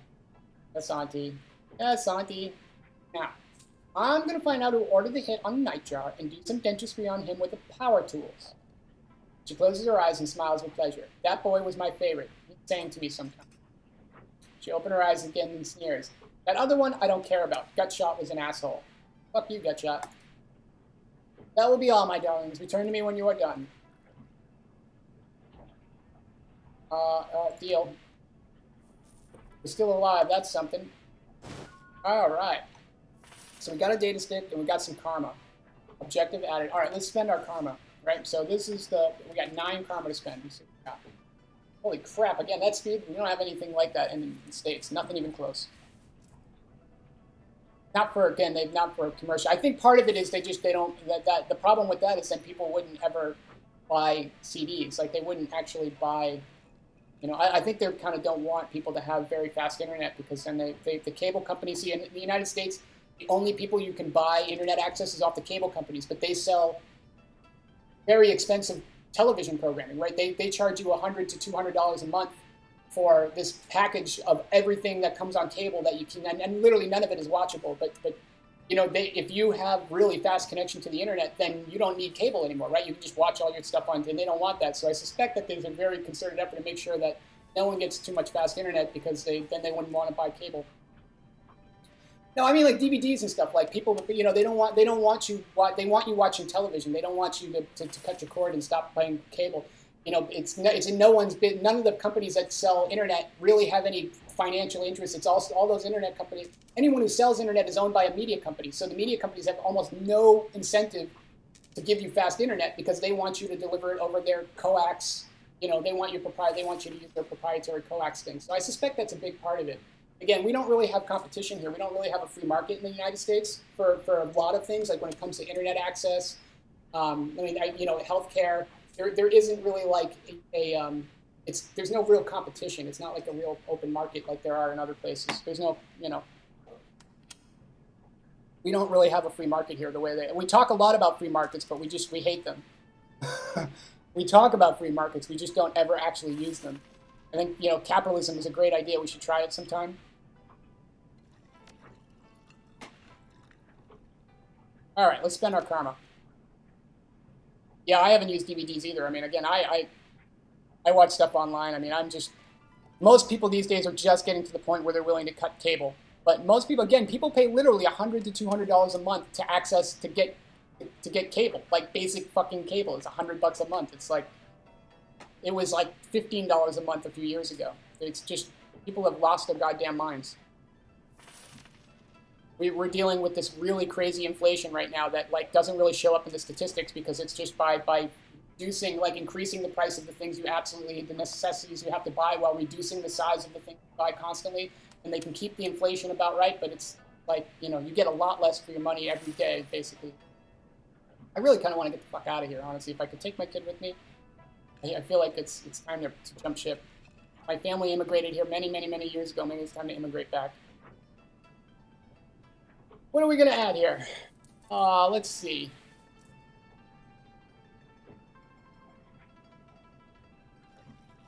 Dodge is always helpful, right?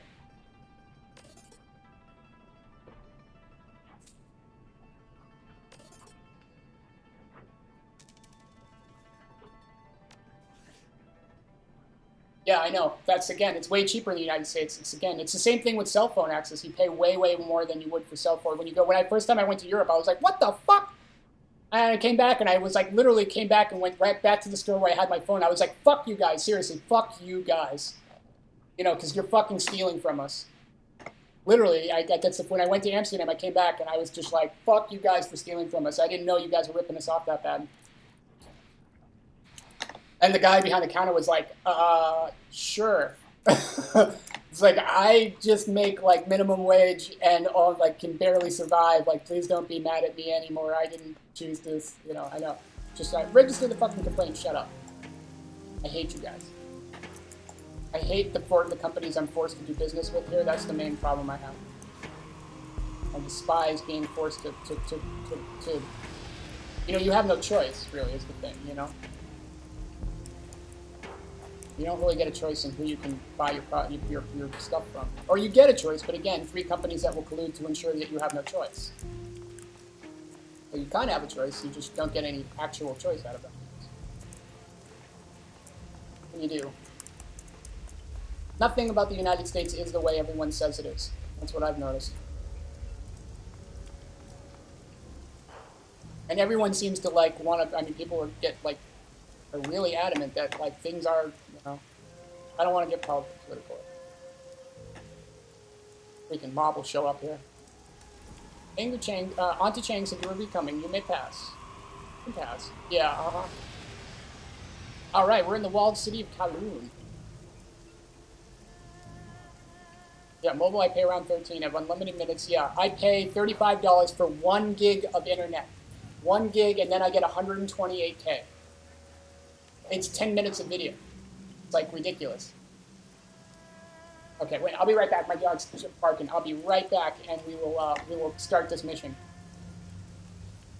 Yeah, it's funny. I'm on 4G. We go from I get 1 gigabyte, and then it goes down to 128K 3G. Well, it's still 4G. It's just 128K 4G, which is like why I call it 4G.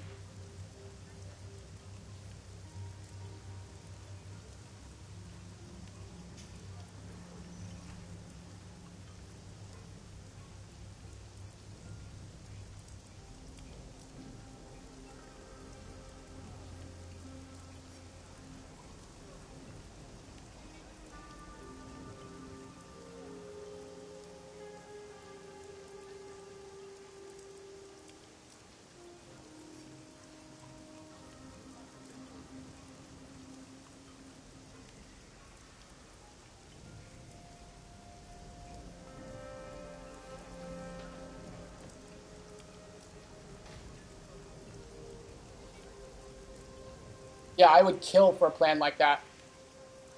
You know, most people would be like, what? The Americans just don't really, like, most Americans, I think outside of, like, people that you might find on Twitch will, like, just really do not, let me put some more light on here, really do not talk to people outside the United States. I mean, the vast majority, I think, of people just kind of talk to people in their neighborhood, in their church, in their, you know, and they watch football, and that's about it.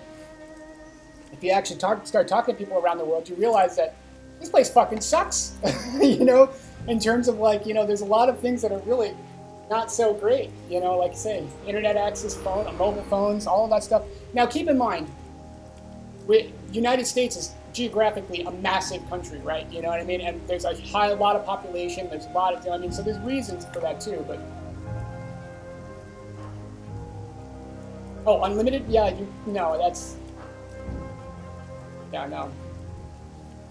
That's still way better than anything you can get in the States by a wide margin. Like, for example, I have T-Mobile. I can't even get reception in my house. I can't get reception in most places. I can barely, the thing barely works at all. I paid $35 for a phone that really only works when it's on Wi-Fi. The fucking point, right? All right, so let's choose our team. Before you go into a mission here, you get to choose your team. Who do you think we should say? Do we take Isabel or Gaga? What do we take, the Decker or the Shaman? I'm thinking the Shaman might be more, she's got a drone? Yeah, I think that's what I'm saying. Again, there's no reason we can't have this, just there's no business incentive for them to give it to us, you know? There's no need, there's no competition, so why would anyone bother investing in infrastructure? When they can just keep charging more for the same infrastructure and get paid and get subsidies by the government in order to do it. Again, it doesn't make any sense. Yeah, I've heard of that. I mean, I've heard a little bit. I've tried to avoid current events these days because it gets me too fucking upset. Like I said, I'm a radical. Around here, I have to be careful. My political views are so out there compared to people around me that I could, you know, I don't want to attract too much attention.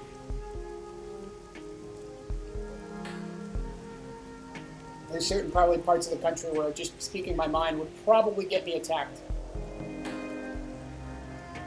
All right, we're gonna take the Shaman. I like her. I've got my rifle, right? I like. She's got the rock grenade launcher. Oh, that's proximity grenades. Yeah, but she's magic. We want the magic.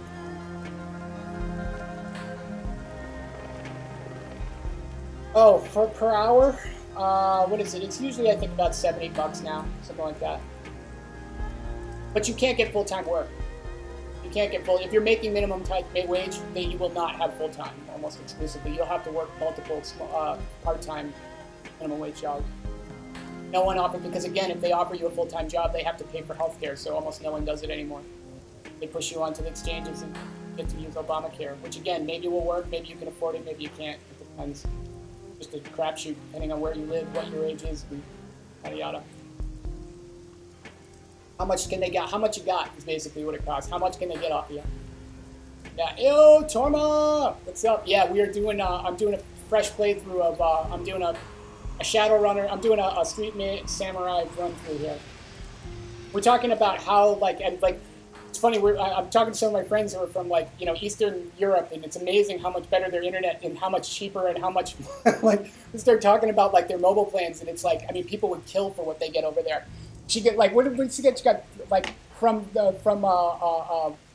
700 to 800 down and 200 to 300 megs up between cities in their location there. I was trying to explain, I'm in the United States, that would probably cost you about $10,000 a month, and you could only get it as a business connection, and it would probably cost you at least 10 grand. That's what you get for the basic internet where they are. To New York, she was yeah. It's, what is it? $1.42? Yeah. Right? What are we doing here, dude? How do we gotta get the fuck out of this place, man? All right, let's go to the Wall City. Ugh.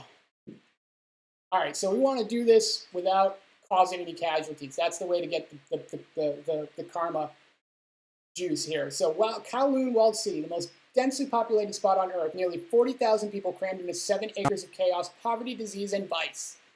All right. Self-contained city that collects no taxes and provides no city services. It's a libertarian wonderland.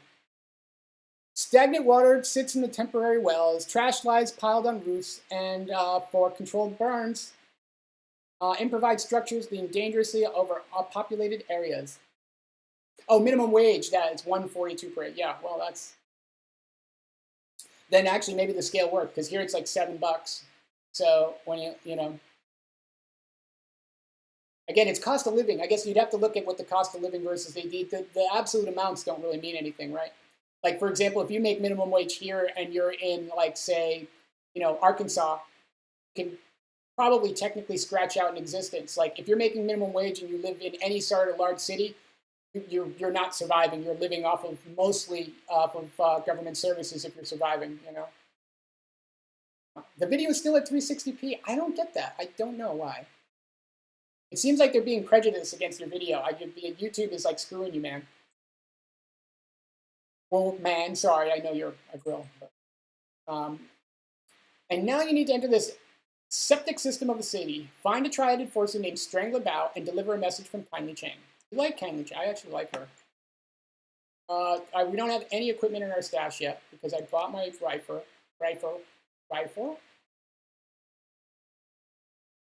I don't know. Like, for example, if I want to go eat dinner, I could go buy a sub for a sandwich. Like, I was getting hungry and I was thinking about maybe I'll go buy a large pastrami sandwich, but it's like, bread is like $4 to $5 for a loaf of bread. I would say like butter is like $5 these days. Like a pound of a couple sticks of butter is like $5. You pay like let's see, milk is again like $3 to $4 a gallon. Let's see, maybe a little bit more. What else can I think of a good staple? Like a jar of peanut butter, again, $3 to $4, something like that. So you'd have to work about at minimum wage. To go out and buy yourself a thing of peanut butter and jelly and bread to make peanut butter and jelly sandwiches. You'd have to work an hour and a half, 2 hours probably when it's all said and done after taxes. Is it cheap over there? How much does it cost there? If you're on minimum wage, you got to work about 3/4 of your hours go into just scratching, just paying for sustenance level food, unless you're being fed at work. If you can manage to but again, no one gets a full-time job. If you're on minimum wage, you're already nobody, so there's no reason for anyone to actually give you full-time work. What? U.S., you can buy 5 loaves of bread for $1? Holy shit.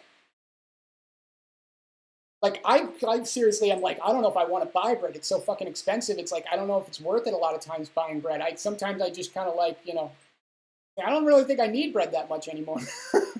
I'll come up with something else. Or again, I could go buy a prepared sandwich for like about $8 to $9, right? If you get a sandwich about like this big, pastrami sandwich, lots of good meat and cheese in it, about that big, that would be about $9. Yeah, for a 2 liter, 80 cents. Water's not that expensive here because it's not the real cost of it. It should be a lot more expensive, but the costs are externalized, so we don't really pay a lot. Same thing with gasoline. Like, we only pay like $3 a gallon for gasoline on average because, again, the costs are externalized onto the entire rest of the world. I know, like in Europe, you pay a lot more for gasoline, right? Just the way it is. That's why our military makes sure we have military. The whole point of our military is to make sure the price of gas is $3 a gallon here. Keep in mind, you can't do anything in the United States over most of it without having a car. You can't. There's no public transportation. There's no infrastructure to provide you. If you don't have a car, you're screwed. You have to have a car in like 80% of the country. Oh my God, I want to go there. Dude, Tormo, let's move to Romania. You with me, bro? Let's get out of here. Let's go move to freaking Eastern Europe. It sounds better than here. And the women. The gorgeous women.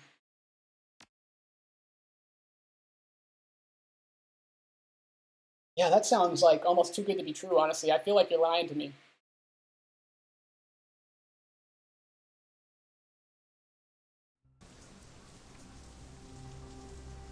I know you're not, but it just seems like that can't be right. Foul, oily water runs down from above, mixes with the filth and offal and swirls into the streets. Turns into a flowing slurry of unrecognizable sewage. What about you guys? I didn't mean to be any, I was just saying, I was talking to my buddy Tormo, I noticed popped on, saying, why don't we go, God, that sounds really nice. I mean, again, bread's like $4 to $5, easy. I mean, you can get it cheaper than that, but it's really low quality, and you got to find it on sale, and it's like close to expiration, and you can go to Family Dollar where everything is kind of like the stuff that's not really, they wouldn't sell to people who aren't in poor neighborhoods. And it will be a little bit cheaper, a buck off or something like that. But again, it will be won't be as good as what you're used to. All right. In the distance, the sounds of back alley activity and the ambience of your arrival, breaking glass, the crackling hiss of garbage fire, the faint screams of terror punctuated by the occasional gunshot. Sex and business and violence and misery blended into one. All right. Sounds like an interesting place. Wu winces at the stink. He waves his hand in front of his face. Raymond said the prosperities of walled city, but I don't see it. Why the hell would he want to set why the hell would he want to set foot in this place? You got me. As I said, the walled city is the worst slum in the Eastern Hemisphere, maybe in the world. There's something wrong with this place. It isn't just a slum. It feels poisonous somehow, like on an astral level. It turns my stomach to even come near. Right? Norman's got a pretty good thing going on.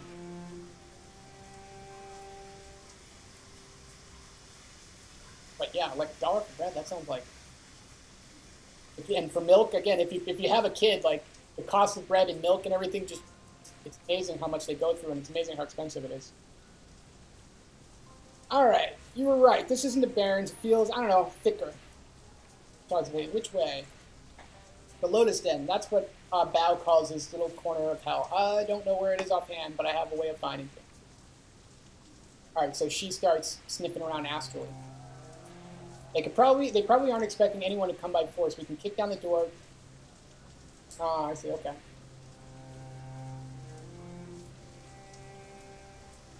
We kick down the door, drop the guards, hand over the message, and get the hell out. Conley doesn't want them dead. She wants them to remember where their loyalties are. It's tough to remember much of anything when you've got a bullet in your head. We could kill them if we really wanted to, technically. Bao is the only one that has to live, but I'd rather keep Auntie Cheng happy than piss her off again. Yeah, I kind of agree.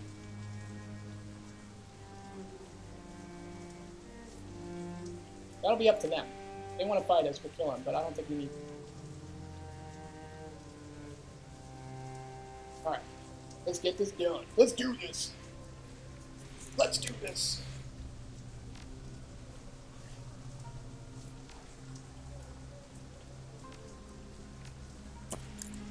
Alright. We're going to play Shadowrun all weekend. We are doing this campaign. Chummers, this is happening. It's happening. Get over here. Get over there.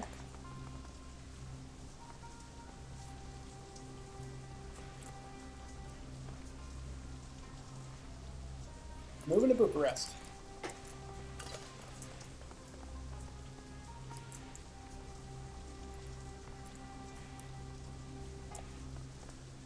Searching.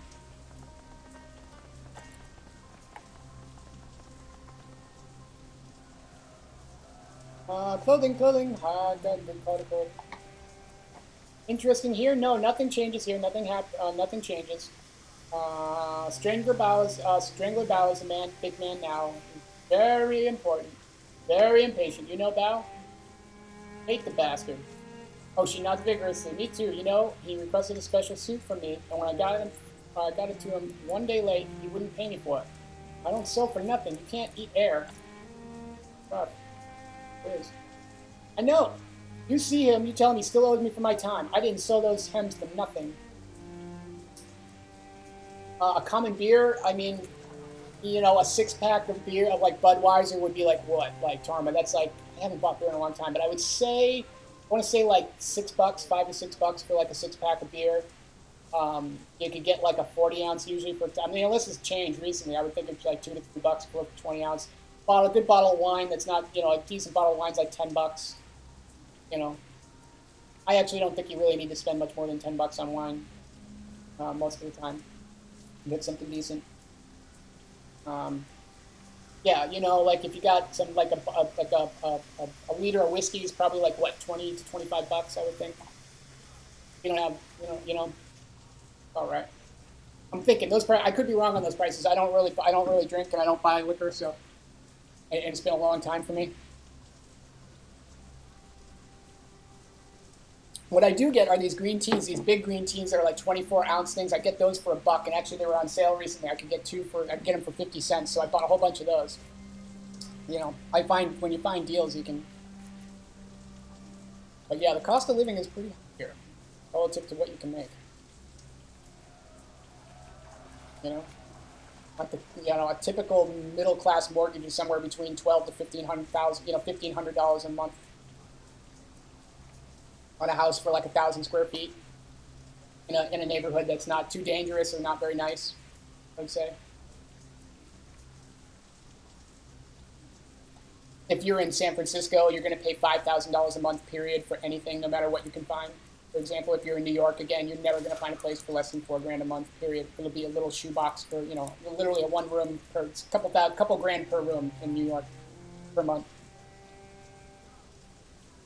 Prosperity. Ever hear someone talk? Yeah, I'm really curious about this prosperity thing. Prosperity? I don't know what that means. Aw. Sorrow and despair in Kowloon City.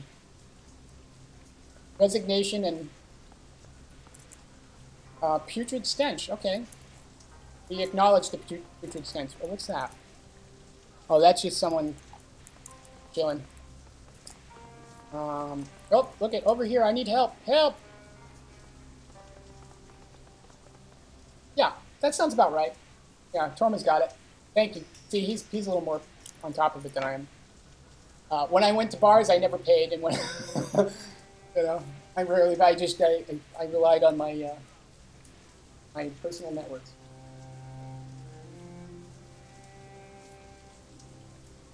Yeah. Buckalita, you can't beat that for beer. Got nothing close to that. And I bet you your beer is really pretty good over there, too. Keep in mind, we're not talking about good beer, like Belgian beer, or, we're not talking about beer from Europe. We're talking about, like, American stuff like Budweiser and, the crap beer here. I don't know if you've had American beer, but most of it is terrible. You get used to it. You can actually even develop a taste for it, but it's not good. And that's not true. I mean, microbrews, right? There's a lot of really good microbrews, but, like, the big names are terrible. So this poor young woman is lying on the ground. She's a bloody mess, streaks and splatters, a crimson crisscross her blouse, and mat in her hair. Oh, God. Judging by the quality of her clothing, the bag of her shoulder, you make her out to be a student. She's out of place here as a librarian would be in a game of urban brawl. She's clearly exhausted and all fucked up. Let's talk to her. All right, well, you can see her. She sips on her jacket pocket, studies her face, and fears in her eyes gives way to curiosity. You guys don't look like they're from around here. You either. Who are you? I'm a student at Hong Kong University. Glances around watchfully, over your shoulder. Buildings moving cover. Doing some research. Got to finish before I can leave. What kind of research would bring you here? Fieldwork. I've been taking readings and gathering the stories from my master's thesis on Feng Shui. I forget, that's right. Feng Shui is like a real thing here, right? Because it's magic with background. What does Feng Shui have to do with the slum? Everything, I think. Absolutely everything. Rich people hire geomancers to design their interiors of their homes to tune them just right, achieve the balance and harmony. I bet these geomancers are I bet you they charge an arm and a leg. The poor have nothing like that. Leave the slum infested long enough and you get this. Hey, take it easy, Dragon Blade. Good seeing you, as always. Good conversation, good times. Can't wait to see you again. Really appreciate you stopping in and hanging out. I'm going to be streaming all weekend, and we're going to, like I said, we're going to talk about the new plan of attack next week. So, again, thanks again for hanging out all day, and I'll see you soon. Always welcome and always grateful. Glad to see you.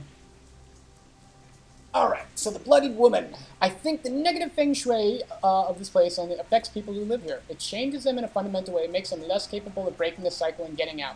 That's what I'm trying to prove. This is like a political message, too, I think, here. This is like a dog whistle. Before the Awakening, people thought of feng shui as a philosophical system, and now in the Sixth World, it's more than that. It's actually a form of magic. The whole thing revolves around Qi, the invisible life energy that binds everything and every person and everything together. It's very real here in Hong Kong. Nobody knows the reason why. Maybe it's only real because people believe it is. The important thing, it's measurable, quantifiable phenomenon. There's an entire industry that's grown up about it. It doesn't look like a place where people are harmonized with anyone. No, it isn't. Not at all. Feng Shui in the world city is completely screwed. I mean, just look at the place. Key is all wrong here. Can you feel it, right? Yeah, the key is all messed up. I agree with you on that. Clearly, the key is not cool here. I felt that something was wrong with the minute I walked in. Bad key, huh? You're so gullible, freaking Duncan, you big plug. Yeah, bad feng shui. Key needs to flow or it goes sour. Positive feng shui allows that to happen. Oh, well, she's an expert on freaking feng shui all of a sudden. You know, I hate to admit it, but I could use some help. Well, you think? I'm started running I don't know if you call it an experiment of sorts. Nothing includes in just a few quick trials support my hypothesis before I go into the hardcore data gathering mode.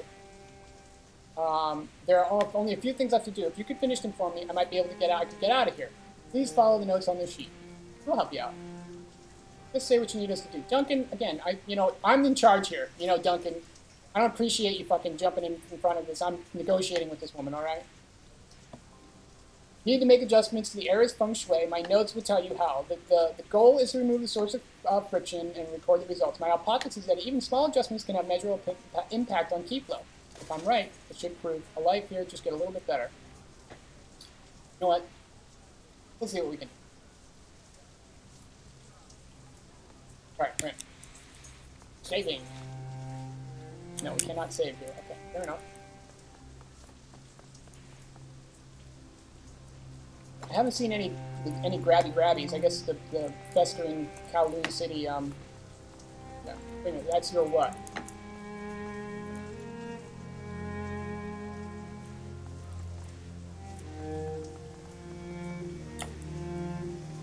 Oh, there's just like a random baby, like, wandering around, right? Or is that a dwarf? I know, but I'm gonna just let her go where she is, apparently. What do we got here? Okay, that's that's a Yellow Lotus captain. I don't think we want to really go head on with these guys, right?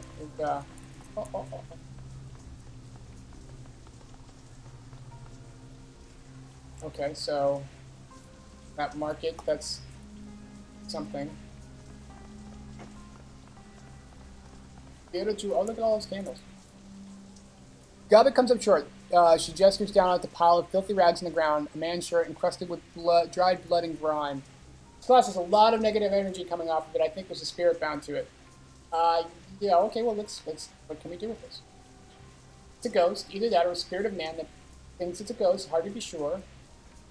Whatever it is, it's upset. I can feel its anger and sorrow from here, but that's all I can get while it's hiding like this. I could coax it out and talk with it if you want. Maybe lead us to something. Or it could attack us and rip out our souls. No real way to tell without trying.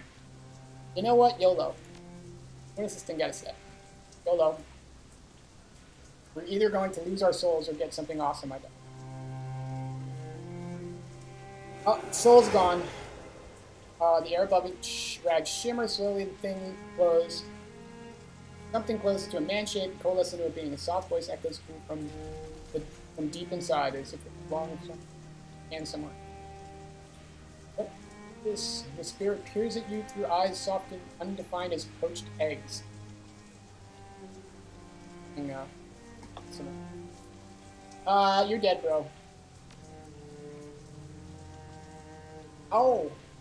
Well, what do you remember, dude? Last thing. So, hi, friends. I was pushed out of my shop. Oh, that's where the guy was in that shop right there. Fallon and his men wouldn't pay them, wouldn't accept their protection. Well, that was probably a bad move, dude. You've been in Kowloon a long time. What did you think was going to happen? Alan, I was too proud. Far too proud. Forlorn. The far too proud, forlorn spirit. They tore me apart, butchered me like a duck. They reaches up to the sky, the ground tearing at his memories inside itself. As it relives its own death, a network of deep cuts open in a waxy skin, splattering black ichor on the ground. Cold light within it grows brighter. It pulses the thing's throat to mouth, forcing its jaw unhinged like a snake. Burning radiance pours out of the spirit's mouth like vomit, splattering onto the ground in an ectoplasmic flood of anger and despair. Well, that was nasty. If I were issues, I would want revenge. Can you help us? Oh, I can help us get power. We don't want those guys dead, though, right? Yeah. Although, if we don't kill them, if the spirit kills him, we have nothing to do with it. But you know, but then Kindly Chain can figure it out. She's pretty on top of it. I'm just not going to risk it. I had a friend, smuggler of animals. He had a space, a hidden secret. You know what? Screw it. You deserve your revenge. See those guards? Get them. Yes, Spirit, tell me about the secret. Where did he touch you? Show me on the doll. Entrance, the sub-level is a chute, a red paint, and numbers 5, 4. Okay, we're going to need those numbers, right? I'm just going to, excuse me. That's what I was looking for. Thank you, Forlorn Spirit. That's what we were looking for, those freaking numbers. Thank you. Yes, I got the numbers. Thank you. Thank you. All right.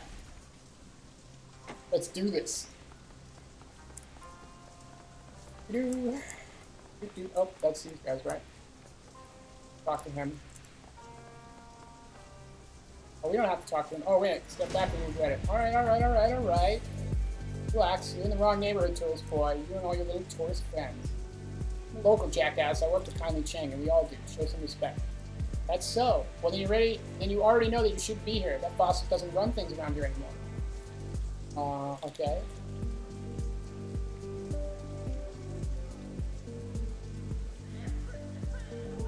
You're here to read a message. I don't think so. We haven't been told to expect this. Okay, so we can try this. Want to stand in the way of that? Yeah, let's try that. I sure as hell wouldn't. It's a trick. They're just trying to get you. Yeah, I know. I realized that after I wrote it down, but thank you. It's a trick. You can't be getting close to what. You know what? I'm just curious. All I want to do is put a memory stick in your boss's your hand and blow. No, I don't think so.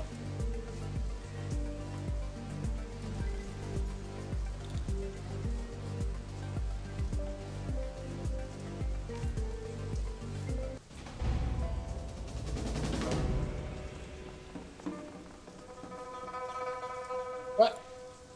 I didn't want to kill these guys. Oh, I didn't have to. Okay, good. This.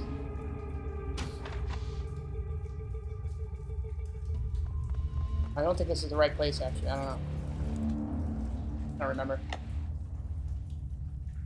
Alright, let's look around, though. There's gotta be something good in here. All these goodies. Oh, wait! This might be the right place.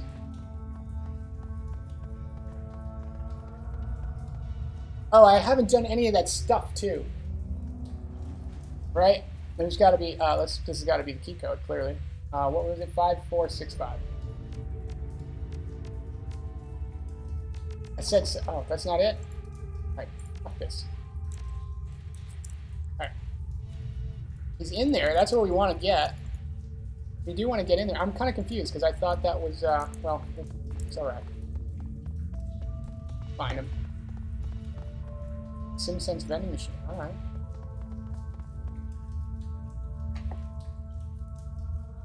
Alright, yeah, take that shit. Bitches love SimSense chips.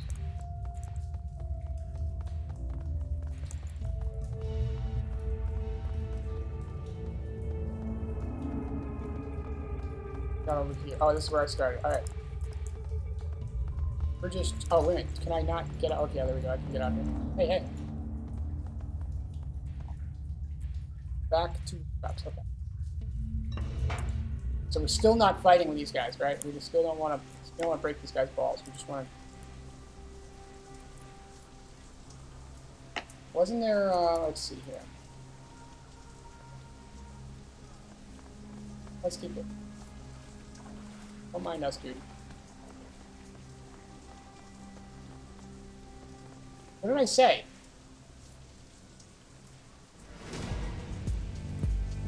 I really want to get by this without killing anyone. Oh well. I guess you just have to die then. That cover. Not a ton of cover here, is there?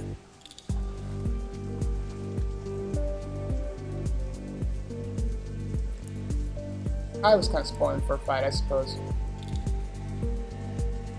Not a great place to start from, though, guys. It really isn't. Let's go back here. Everyone retreat for a second.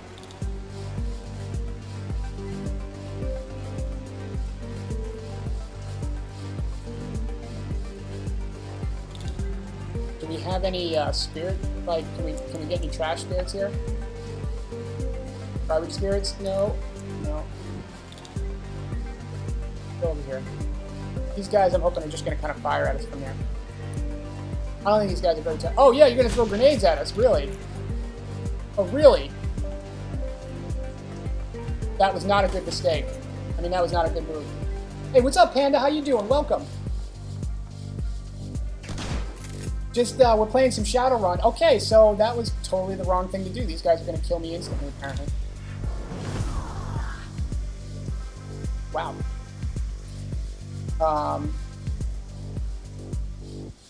Okay, wait. First of all, you can heal yourself. Right? And let's put some aim on Dragon Blade. You like that Dragon Blade? Oh, she left. That's right. Darn it. Aimed it after her. Here, why don't you do one of these on him? There we go. Oh shit, get back in cover, you douchebag. What are you doing?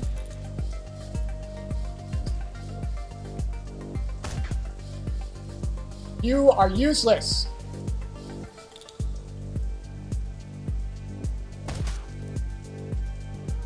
Yeah, I'm totally out of cover now. This is great. With the grenades already. These guys are like way more OP than I thought they were going to be. This is called Shadowrun Hong Kong. It's a role-playing game. It's like a role-playing game along the lines of XCOM. The mechanics are very much like XCOM, but it's got magic, technology, guns, melee, everything. It's set in the Shadowrun world. Like, yeah, I can't even attack. You guys are going to kill me before I even put them. We're going to have to probably start over from the stage. I didn't want to fight these guys either at all. Yeah, so much for this. All right.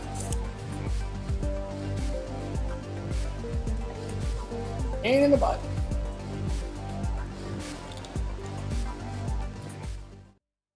So yeah, it's Shadowrun Hong Kong, the most recent role-playing game series. It's great. It's about like magic and technology and combat in a cyberpunk future. This one takes place in Hong Kong. We're in the walled city of Kowloon, trying to deliver a message to a local thug whose allegiances are drifting. And we're here to gently nudge him back onto course, and return as a favor for someone who's going to eliminate like our social security numbers for us, so that we no longer can be tracked by the authorities. Oh, it's super interesting. It's one of those things. It's a role play. It was a tabletop role playing game that came out in the early '90s, and my buddy Tormo, who I think is on now, so we have to fight these guys if we're going to. If we go back out, we have to fight those dudes. So let's just see what we. It's wicked cool, and I recommend checking out the tabletop game. The role-playing game is, tabletop role-playing game is just freaking awesome. And the game makes more sense if you're familiar with that, but it's still, you don't need to know it. These games by Harebrained Schemes Studios are just fantastic. I highly recommend them to everyone. Totally worth a buy. We got that chip, right? So I don't get it. We got that number, right? That was the fucking number, I thought. Why did you give us that number if we weren't going to use it? Oh, I didn't see that before. Strangler Bow's code. Oh, okay, good. That was what we wanted. So there's another door. Oh, door with red graffiti, code 54. Let's find that one, too. All right, that's what I missed last time. We got this now, guys. We got it. Let's go get that SimSense chip.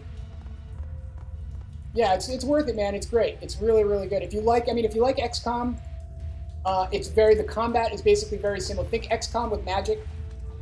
It's got the cover mechanics, the movement, action points, what's the word? Like Overwatch, kind of all the stuff you would expect.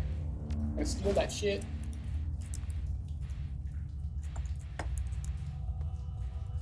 Start with the earlier ones. Yeah, you know, I mean, they work your way out. You might want. I mean, you can do them all. It actually really doesn't matter the order you do them all. They're all kind of independent.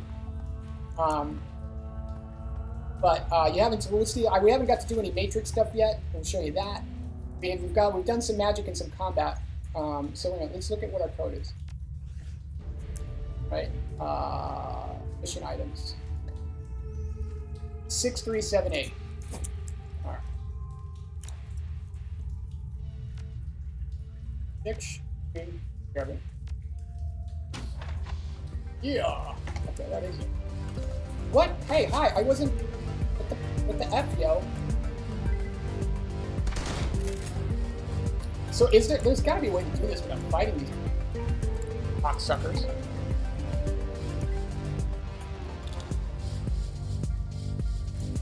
You fucking cock munchers. All right, we're gonna go back here. Where I don't see. Where's the cover here? Where do we have cover? Right there. I'm gonna. Is this guy? So he's just gonna stand there while this guy's like his minions.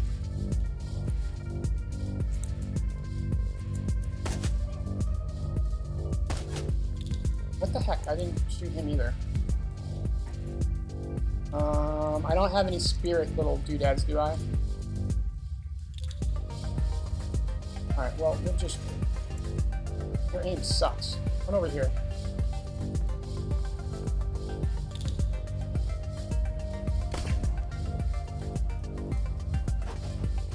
Fucking grenades. I'm sick of these grenades already. So, oh, go so good so far. So far, so good. I really wanted to do this without combat, but apparently that's not going to happen. How's my shotgun? Yeah, that's what we're in close combat here. I'm apparently not close enough though.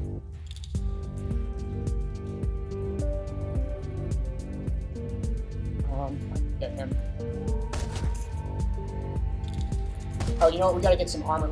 These guys got armor. Let's I thought I could de-arm them. I thought I had like something that would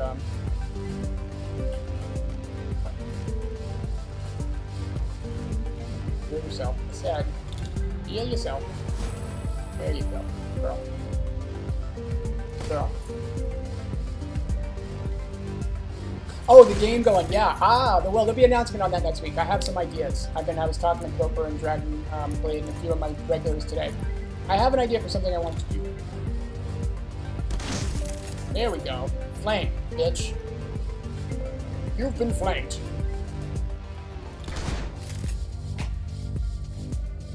Alright. Now I'm just gonna fucking run right up on you and shoot you in the freaking face. There we go. What's up, Bao? This is Bao, right? Bring the Bao. You just saw what we did to your boys, right? Large man in his 50s. I like his picture, though. Yeah, I know. I wasn't doing it today. Yeah. No worries, man. I'll let you know. I put them up on Twitter and stuff. I put my announcements up on Twitter. We're gonna change a little bit of direction with the dev stream next week, but I want to kind of present it as a complete idea.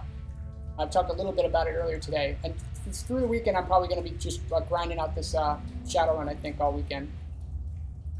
Do you know if Dave and Nat are streaming tonight, by the way? I have a mess. Okay, wait a minute. I don't know who you got. Yes, you do. You know exactly how I got. I walked right in the fucking door and shot your boys. You're dense. Andy Graham from Strangling the Bear. Much love. Kindly Chang. Yeah, you're funny. I don't do funny. I get that. I'm not surprised. You have some sort of message from Chang. I can't wait to hear you mangle it. You speak Cantonese so well. They're not. Oh, that's what I was wondering if they were streaming from TwitchCon. I've been watching their tweets. Like, you know, they're clearly having a good time. That's all that matters. But I have a little message for her too. You tell Kindly Chang that her operations are done in the walled city. Strangler Bao has given himself a promotion, and tell her that if she sends any more errand boys to visit me with another message, Strangler Bao is going to send them back in a box. Strangler Bao talks to himself about himself in the third person. Come on, Strangler? Can I call you Strangler? We just want to hang out, play some video games, do triad stuff. I kind of like that answer. Just last stick, listen to the message. We gotta get out of here. We already fucked it up. I don't get to hear you butcher your message. I'm sad. Grabs in place. Kindly Chang. Mr. Bao, as everyone knows, you are a man of swift action, and I respect that, and because of that respect, I will get right to the point. I know where your money is coming from. I know you have friends working for Straw Sandals like myself. They have been siphoning funds from the organizations. I know about the noodle shop that you launder the money through, and I have tasted their broth and found it wanting. I love this. I actually really like Kylie Chang as a character. I thought they did her really, really well. I like this woman. The old woman becomes flinty hard. You have been stealing from the Yellow Lotus, glorifying yourself with revenue that we have earned, and I have the files to prove it. Bao's eyes will open as the files begin to flit across the screen. Receives bank reports, personal communications between himself and his men. Kindly Chang continues speaking, smooth and casual. Now, in light of a recent conflict, you might be wondering if I'm keeping this information to myself. Why haven't I exposed you? So that you could be dragged from your lotus den by the balls and slowly roasted on a rotisserie spit. In truth, I respect your ambition. You have a lot to learn about about candor and loyalty, but I believe that you still have value. I am still willing to work with you. However, in order for that to happen, we need to come to an understanding about the nature of our partnership. I own you, Bao. And you and your men. You and all your men. You are my fucking playthings. Dolls to be twisted and posed as I see fit. I am in this position because I am far better at this than you. And it's time that you learned it. Accept what I am telling you, and we can get back to business, prosper together. But if you continue your little rebellion, I will mail tiny pieces of you or to your children and take the picture as they open the package. Kindly Chang. She is pretty kindly, huh? You have 24 hours to return to the fold. If you are not here licking my heels by then, the information will be released and you will become food for the fish. Your choice, Bao, 24 hours. That's how you negotiate. I'll be right back. Let me just, I want to close my blinds here.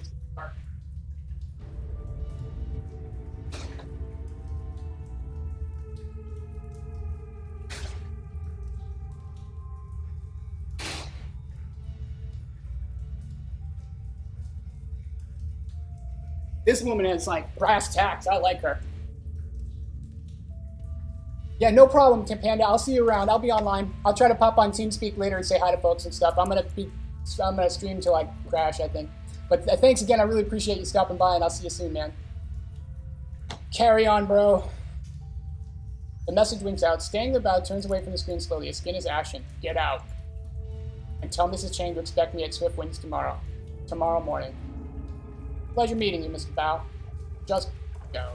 Do you have anything I can steal, though? So I wonder if these guys are going to attack us on the way out. I want to find that other stuff. I think we're right, basically ruined this message. We haven't done the other stuff. We got no Feng Shui going. Our Feng Shui is all off kilter. We delivered the message successfully, but we had to kill 3 of his freaking dudes. Somehow I feel like these guys are going to, aren't going to be happy with us.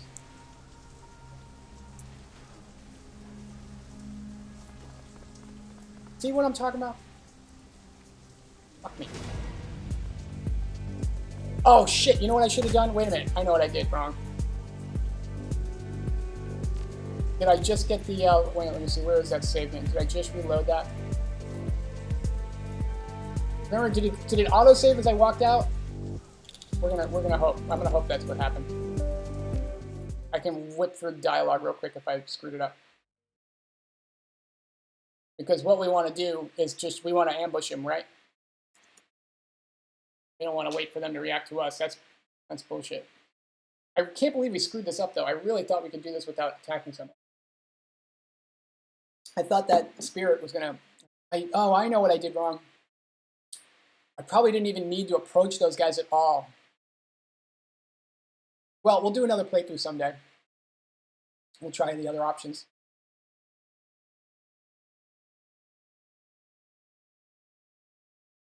Magic healing can only heal the most recent wound a character's received. Really? I didn't know.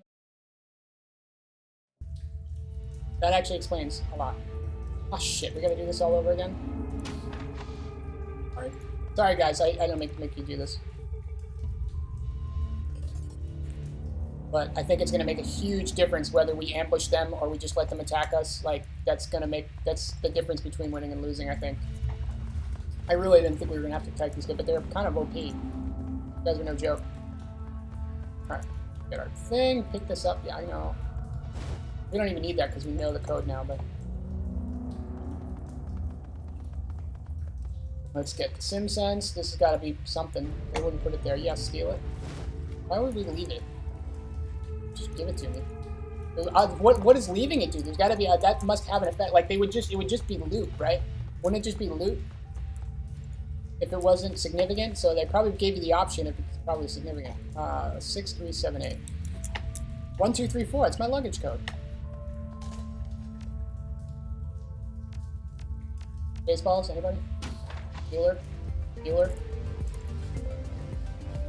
Alright. Yeah, I probably had that coming. There we go. So this douchebag's got a shotgun. But so do I.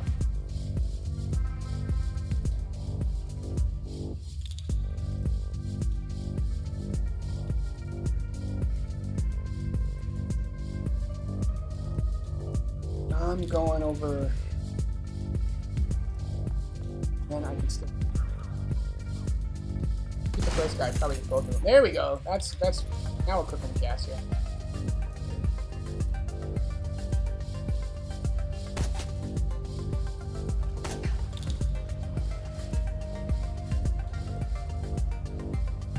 Put you back here so you can do some.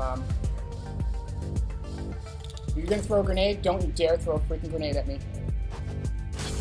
Fucker. Swear to God.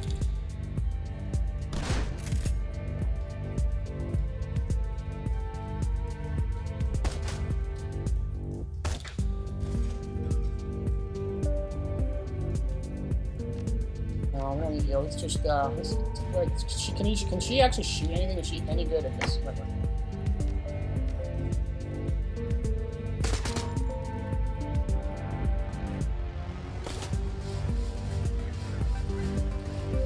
Oh, that was a bad idea. That was a bad idea, bro.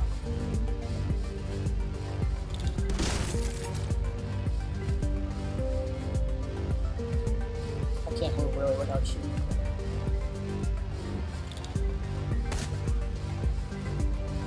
This didn't take much damage this time. Alright, so let's go. Let's do this conversation with Bao again real quick, and then we'll save and get the fuck out of here. Candygram. There's a stick.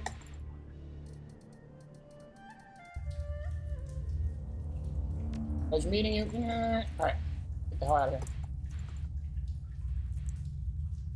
Let's get out of here. Let's save over here.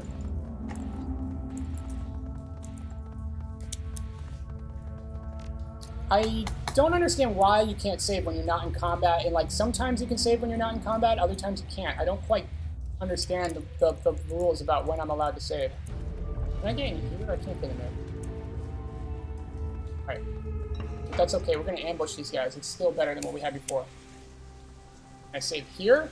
Yes. Okay. So I can't do it while I'm indoors apparently. Sorry for that slight repetition there. I don't like that at all, if I can avoid it. Alright. Fuck these guys up now. Frag grenade? Who do we have these guys right? Sorry.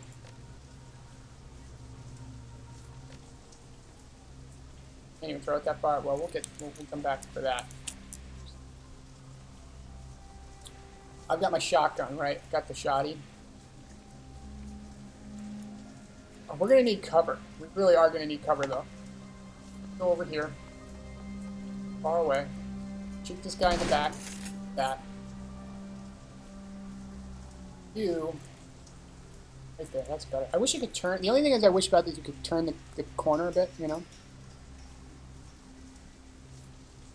Let's get you over here, Duncan. Go over here. Everyone stay in cover. Throw that fucking grenade at me, I swear to God. I swear to fucking God. You too.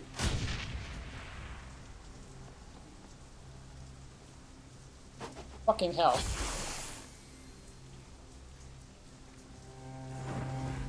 Seriously, it's just like all grenades, right? Yeah, oh, I know, of course, it's Shannon, that's right, yeah. And the death bringer there. It was gonna kill me, right?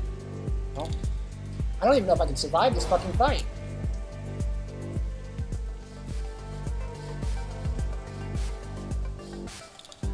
I clearly have to go here. And, you kill him. Yeah, that's right. And, put some aim on that dude. You kill yourself, son. No. I don't like his. I don't like these submachine guns. Submachine guns are fucking assholes.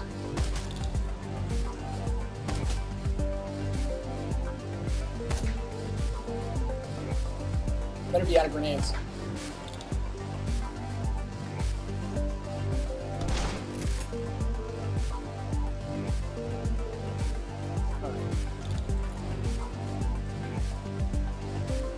Get like no aim with these things, huh? Alright.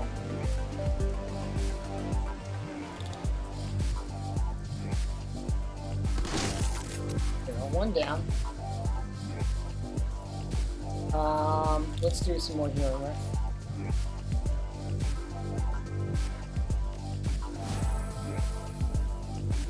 Two.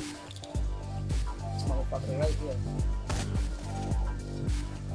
We need some flanking. Oh, that was pretty good. At least we got a crit. We needed that. You don't have any attack spells, huh? I kind of wish there was like cover fire mechanics too. That would be nice. Probably should have just set up Overwatch or something. Alright, we're gonna go to the sniper rifle though. Start sniping.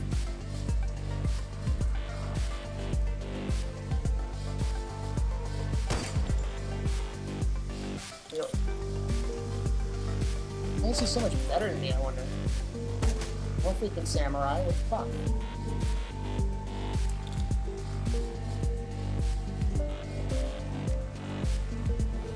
I lost my heart.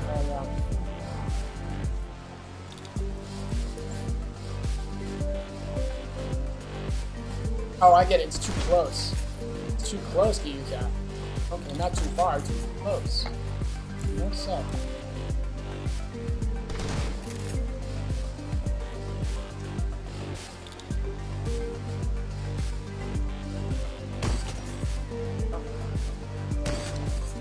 I like this AP. I like AP, the AP OP. This guy. Come on. Yeah. Thank you. All right. Let's find the feng shui. Right. We need feng shui. We need it. We're totally out of feng shui right now. We got to get it back. Bet.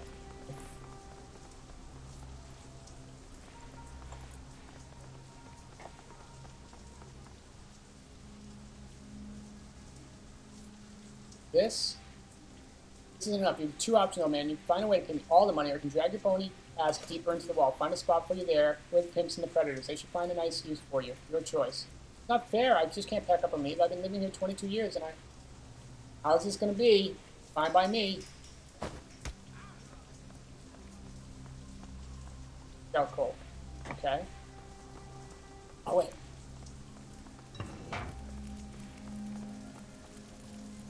Tires, okay, that's clearly not, that's not good feng shui.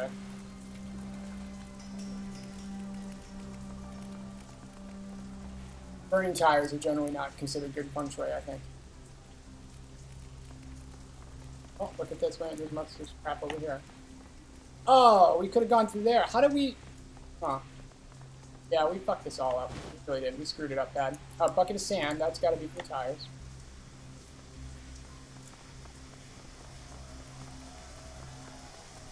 Get it. Get it. So, here.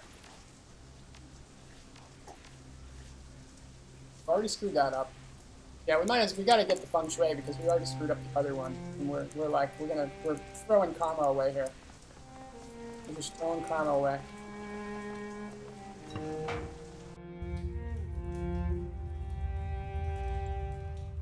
Gotta be something down here we can do.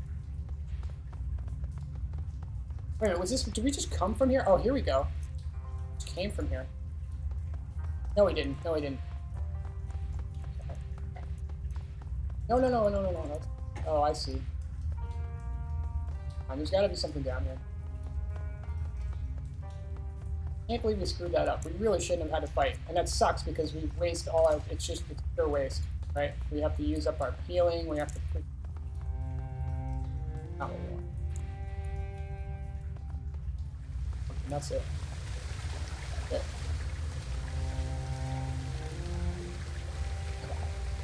Stand back. Manliness. I solved that problem with manliness. Alright. Alright, is there anything we can get over here though? Oh, we can't go that way, that's right. Okay. What's up, guys? Oh, wait, where is the Yellow Lotus Enforcer? Do we really want to talk to him? Well, we've already fucked everything up already anyways, right? Hello.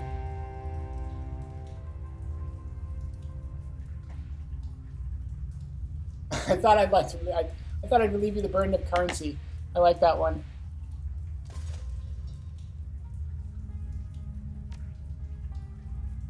Shaking down a Shadowrun is a good idea, sweetheart. I love this. I love the dialogue. You've got a better idea. Take your money instead. Give me your cred stick so you get what the old guy got. I'm not playing around. Oh, to hell with it. There's nothing on this old stick anyways. The balance on the lead screen reads 063.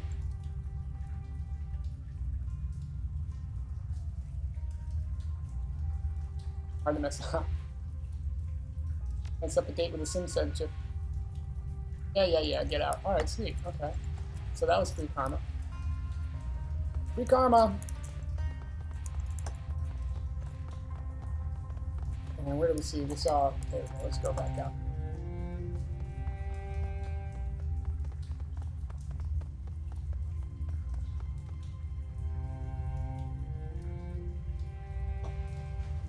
Okay. Well, that was the thing. Never thought I'd be shedding messages with in Hong Kong Syndicate. Well, who does? You know, really, it's not really where you end up. No one really intentionally takes that career path, you know? I can't imagine what Raymond would have wanted in the walled city. This place just feels wrong. For more stray kids to take in, no kidding. Must have been important if you came here, right? And you brought in around as the escort, but why? It makes you feel like your life has no value. Just no point to anything. Great life you have here. Got to the North Bar. Super relief. Look, we're done, aren't we? We got in, we got back out of the walled city. We're in port police. They're whining their ex-cops aside. I call that a win. I'm not whining, rat girl. Duncan Wu doesn't whine. Yeah, whatever you say, gun show. Ah! That's not going to stick, is it? Stay here for now. That takes me directly back, doesn't it? Yeah, that's what I'm talking about. I knew it. Enter the code. What is it? 5465. I got mad codes. What? Oh, I didn't bring the fucking hacker. That's the problem. Wait a minute. This is right, there's gotta be something. A little nonplussed by that. What else we got? Aha!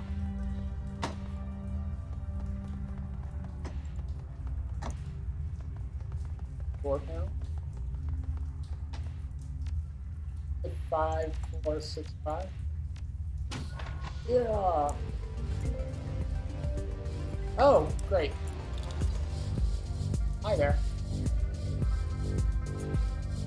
That was all right. Sure. What do we got? These are what? Oh, hellhounds. Oh shit. How does a shoddy? Shoddy? No. Better off with ooh, okay. I'm not bad with that thing. Alright.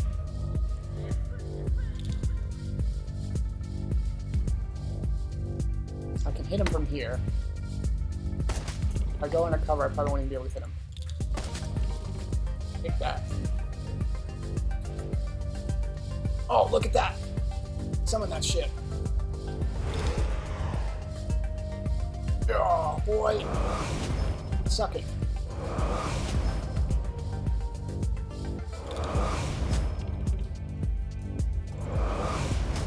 keep doing that. Keep doing what you're doing now. Keep it up. That was an easy fight.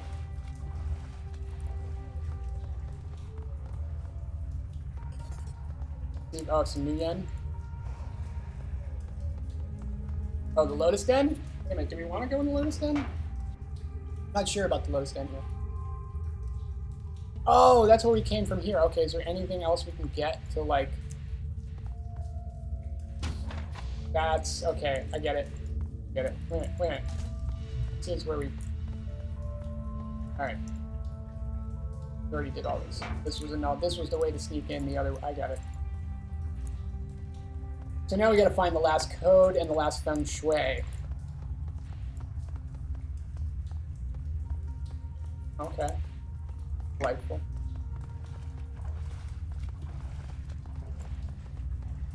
This now. Gunrunner. Nice farms, good for protection. You got a husband or wife, got kids, keep them safe with one of those beauties. Quality is guaranteed, your satisfaction, everything. Want to buy? Ever heard of anything called prosperity in the walled city? If you're an organ lender or a gunrunner or a triad, then sure it is. Otherwise, you're looking at a hand-to-mouth, meal-to-meal existence here. Let's see what we got. Oh, I got no money. I don't need a makeshift shotgun. Oh, no, you're selling guns here? Bo's got permission to sell. Got Bo's permission. Alright, we gotta get out of here. Is that all there is here? Is that everything? I want to get into that thing, though. I'm still like... I feel like there's got to be something.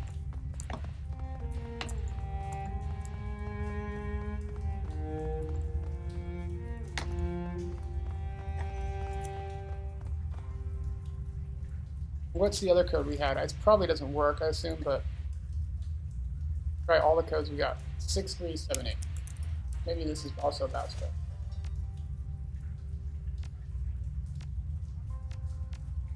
No, no. No. Should have brought the hacker.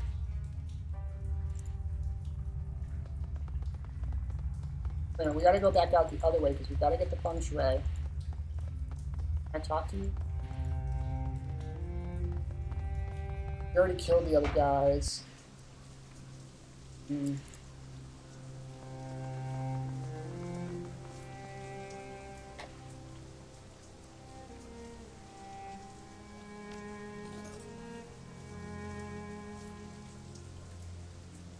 Okay, well. I lost $60 for now.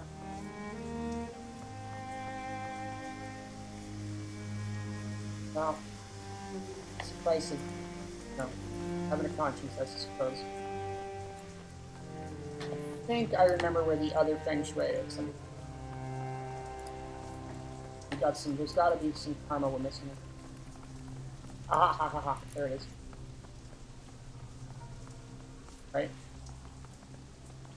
I don't know if anyone's here, but we're playing Shadowrun. We're about 3 hours into this game so far.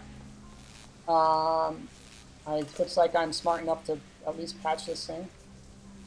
We're doing basically the first mission here. Okay, good. We got all of our objectives done, I think, except for don't kill anyone.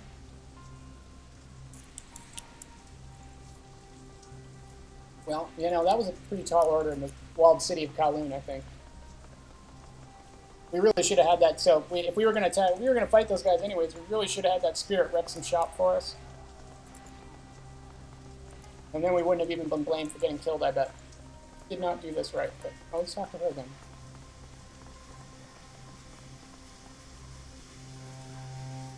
It's done. Not magically active, so I can't see the flow of the key in the area, but I've got test scripts, little sheets of paper embedded with key-sensitive bacteria. It's interesting. A little close a relative fab, but it doesn't do much use outside of home. Within seconds, it turns black. Damn it, I've been making adjustments for weeks now, trying to get the key to calculate better, but nothing seems to work. If anything, it went bad even faster than control script. I took it when I got here. Any idea why? No, it should work. I've been following the text Done everything right. The key here is rancid, that's obviously. Rancid key, but I swear, even worse than it should be. No wonder this place is so disgusting. Get what you mean. That's it, I'm getting out of here.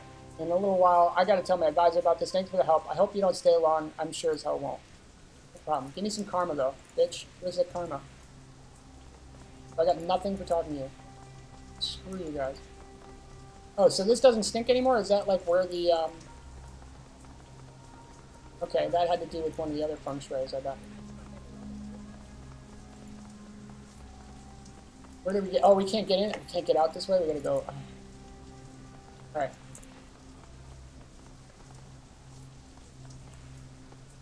Go back. Come on, everyone. Let's go back. Follow me. Follow me. My people, follow me. Subterranean lair, where currently we need to go to get back out from where we started. Whence we came.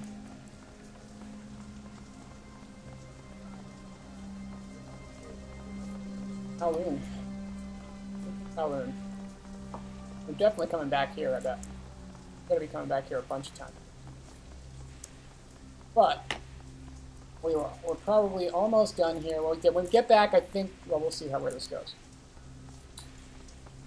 We're getting close to where I think I've been before. I think we're like we're getting close to where I've been. Like, I haven't been much farther than this.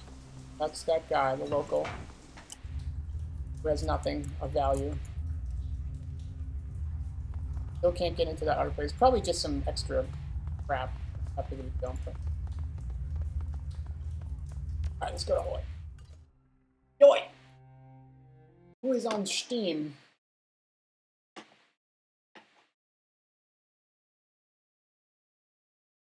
Exactly that is. Playing the Stanley Parable. Hard to shake off the walled city. The gravity clings to you as if wretchedness itself had grown tentacles. The sound of suffering subsides, but the echoes still thrum in your insides. Gobbet walks slowly, head down, and both heads on her stomach, whispering her conversation with someone with something that can't be seen. Her rats are silent and remain hidden in their clothing. Wu pauses a moment, then breathes a sigh of relief when he finally reaches the streets, but returning to Hoy isn't like coming home.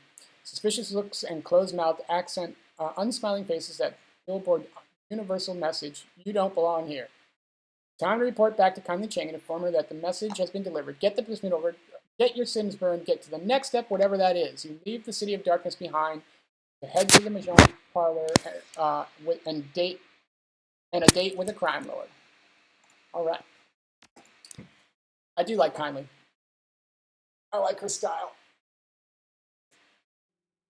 Oh. I would date her. How many karmas did I get? Like total. 10 karmas? Okay. Got no money but 10 karmas.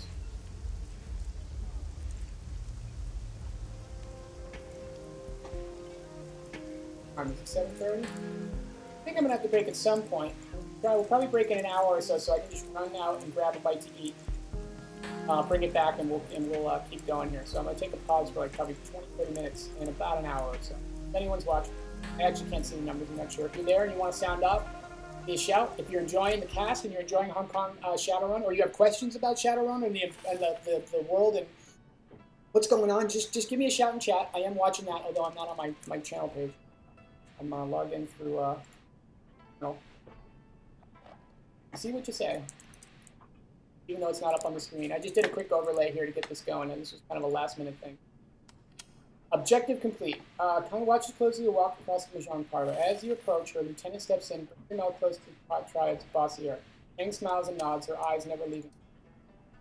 I've heard from Bao, he got my message very clearly. But he also said there was bloodshed, and I specifically told you to let them live. I am disappointed. Couldn't help. You're defending herself. You screwed up, plain and simple. Okay, true enough. Nonetheless, I expected you to be a bit sloppy. That's partly why I sent you. Oh, okay. What? Part of the message was on that stick. Part was the messenger. I didn't rate sending real Shadowrunners to deal with him. Your sloppy handling of the job helped to prove my point. Does this mean we get our turned? It does. Okay, good, it does. My message was delivered and Strangler Bow is back into the fold, earning for me. As far as I'm concerned, our transaction is complete. Booyah. So now we get to criminals. Yay. While you were gone, I set the wheels in motion to wipe your identities. The order has been sent. Excellent. I didn't like looking on my own.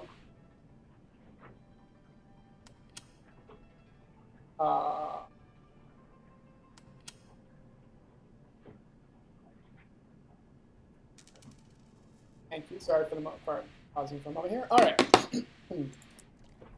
Congratulations, you are now sinless. Shadow people. Well, I guess that's done. Yeah, I guess so, but I'm not.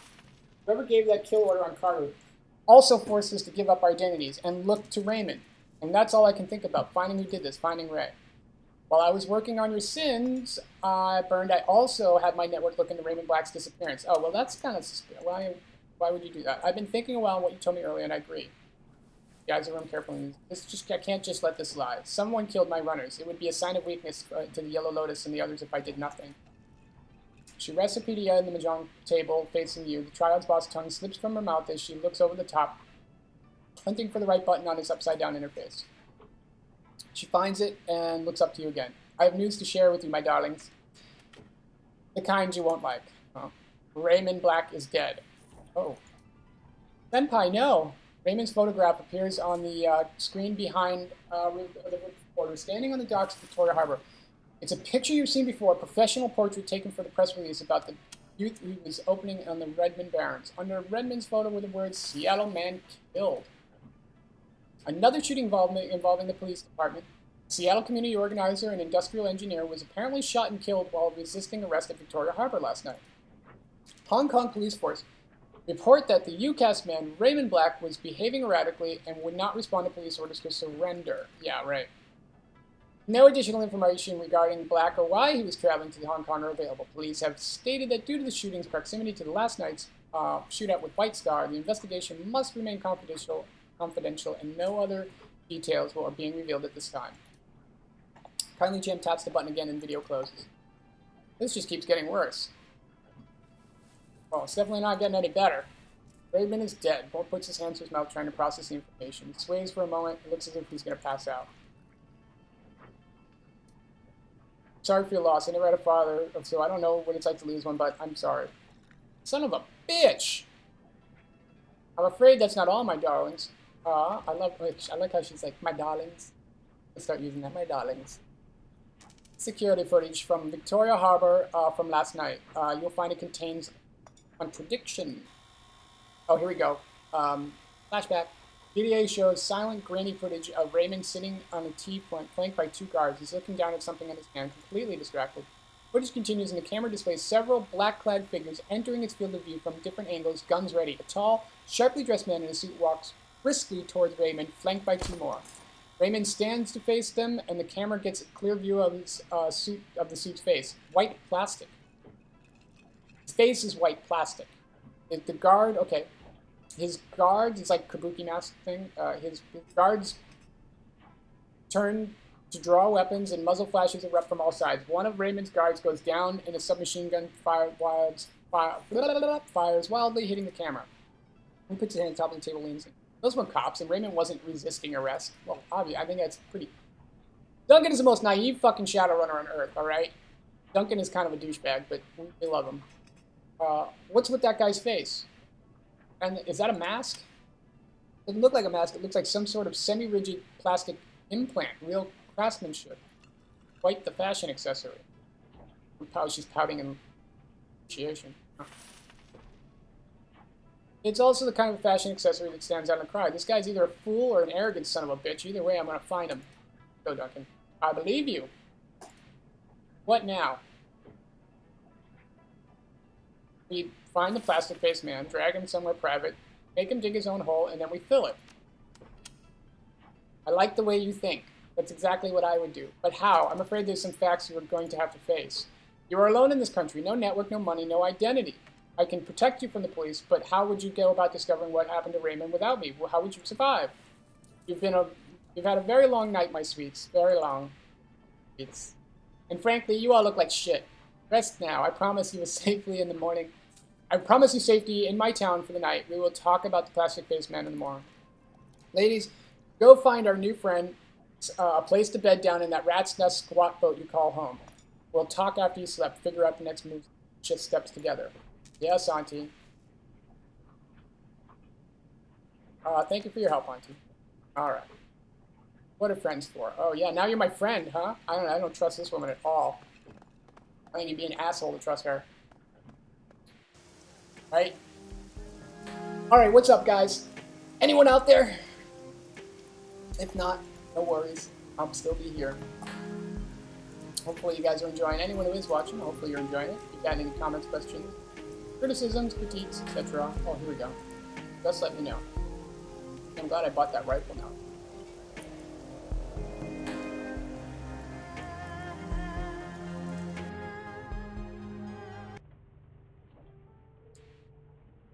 Alrighty then, what do we got here? You two can bunk here for a while. You've just got to take care of necessary. Try to knock before you're into someone else's, okay? Seriously. You know the drill. Stinks of fish, just like the place we scouted on Leary Avenue back when we were kids. The one that the Aslan family and their dog. They were good people. Those guys were great. Yeah. Until the 162 decided they wanted the place. They were good people. Sorry that had to happen to them. Sorry, guys. I think I've been up to something like 36 hours straight, and it's time. It's been one shit stain of a day. Time to end it. Anything else I can ask you? Is it just you and Isabel living here? Yeah. Now that Nightjar and Gutshot are gone, it's just us. The squeal of metal grinding and metal rips through the boat. It sounds like it's coming from a level below. And the creepy Russian guy renting the engine room downstairs. Oh, well, creepy Russian guy. Nothing to worry about. He mostly keeps to himself. He'll stop soon. He's quiet by now. Is there a place for my stuff? Yeah, check in the locker over there. You can stash your stuff in it. No one touch it. Okay, so that's my stash. How'd you get your hands on this place? How do people on our hands get on anything? We found it. You found it empty? Somebody abandoned a prime piece of real estate like this? Close enough. It was full of BTL junkies. Okay, BTL is better than life. So, like SimSense chips that give you full 3D. It's kind of like, if you're not familiar, it's like virtual reality on steroids. But the point is they take controls off to make it like better than life. So you become so addicted to it that you can't do anything else. So BTL junkies are like the new form of junkies in the future here. They call it the better than life chips, SimSense chips, Beetles.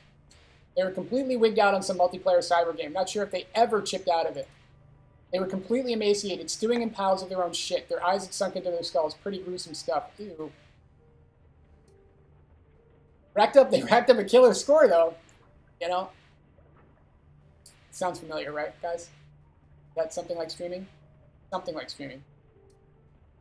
True, they had the moves. They should have hung an IV while they were playing, though. That turns out nutrition is important. So what, did they die?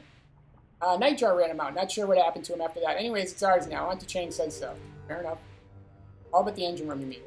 Right, everything with that. Auntie rented that out from under us. That must have pissed you off. Whatever, we weren't using it. As long as the downstairs neighbor keeps it himself, he can have a lower level, especially if he keeps Auntie Chang happy. Alright, I'm gonna grab some sack time too. Very good.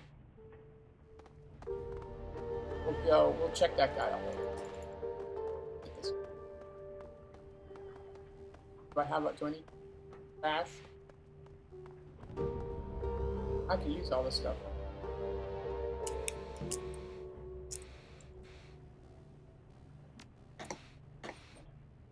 Alright. Go to sleep. Climb into the bed, worm your way into the sheets. They've been starched stiff as a board, but you slept beneath worse. Lice and bedbugs have plagued your old prison cell are mercifully absent here, and the salt air is fresher than the rancid stink of the Redmond Barrens. The moment your head hits the pillow, exhaustion sets in. You can barely keep your eyes open. Okay, so you can go to sleep. And, flashback. Cutscene?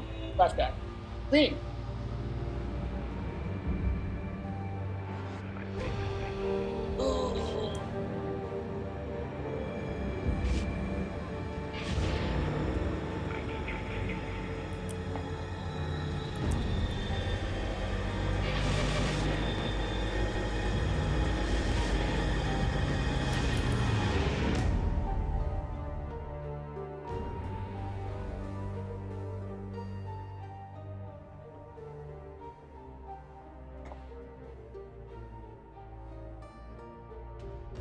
Oh, I am playing this for myself. There ain't nobody here watching. That's okay. That's okay. Because I still want to play all this. You open your door eyes, and Duncan leaning over you and shakes your shoulder roughly. Adam, come on, Adam, wake up. We gotta go talk to Kindly. What's the problem, Duncan? Gotta go. I've been trying to wake up for a while now. You were thrashing around in your sleep. Thrashing around? Yeah, you were just clawing to the air. Clawing. Did I say anything? No, you just mumbled a bit. What did you dream about? Never remember my dreams. Probably motion sick. Not used to being on a boat. Woke up a little while and hit the head. Then I came back to get you. Okay? I'll survive, but nothing's right when we stepped in foot in this country. Yeah, I'll be sad. Something's up, though. After a full night's sleep, I don't believe Ray's dead. Okay. What makes you say that? Think about it. The statement from the cops newscast could be fake. Ours was. And the surveillance footage, you never saw Raymond get shot. Okay, fair enough. The camera was hit by stray gunfire. Raymond's alive, Adam, I know it. Make a good case, Officer Wu. Should be a detective instead of a headbuster, right? Don't do the humor, Duncan. Not you. God, I feel like I'm 12 years old again, squatting in a stinking trawler. My partner's gone, Raymond's gone, hell, I'm gone. I don't even know my name. I don't have a name anymore. And now I can't even go to sleep, hide from it all without having a nightmare. God, he's such a whiny bitch. Oh my God, Duncan. Christ almighty, Duncan. You're killing me over here. What else is going to be taken of me? Still have that piercing you got in Tacoma? Had to drop that. Hygiene issues. What the hell are we up falling to here? Isn't it obvious? Look, we're sinless living in shadows, living with criminals. Who was silent for a moment? All you get is a blanket scrap. You're thinking of becoming a Shadowrun. I think we already are Shadowruns, dude. I think this whole thing has been a blur. I haven't even been able to stop and think for a second. Duncan, get with it here. Duncan's got to get with the program fast, or he's not going to live very long, I think. Alright, that was then, this is now. That's right. It's like Raymond always said. What did Raymond always say? Shut up, Duncan, let Adam do the talking. Chuck was final. I don't remember Raymond saying that. He said it under his breath a lot. Don't mess with me, man. You know I've got anger management issues. Got with his as a goal left a while ago. We should get there too. So sorry that he has to say. And enough. Let's go see what this guy, the lady has. And in about 10 minutes, I'm going to take a break if there is anyone watching, which I don't think there is, so I don't think it matters. But I'm going to take a break, go get myself a bite to eat, back and do this. Because I'm having a good time, even if no one is here. And I suspect that we will have some friends stop in and out.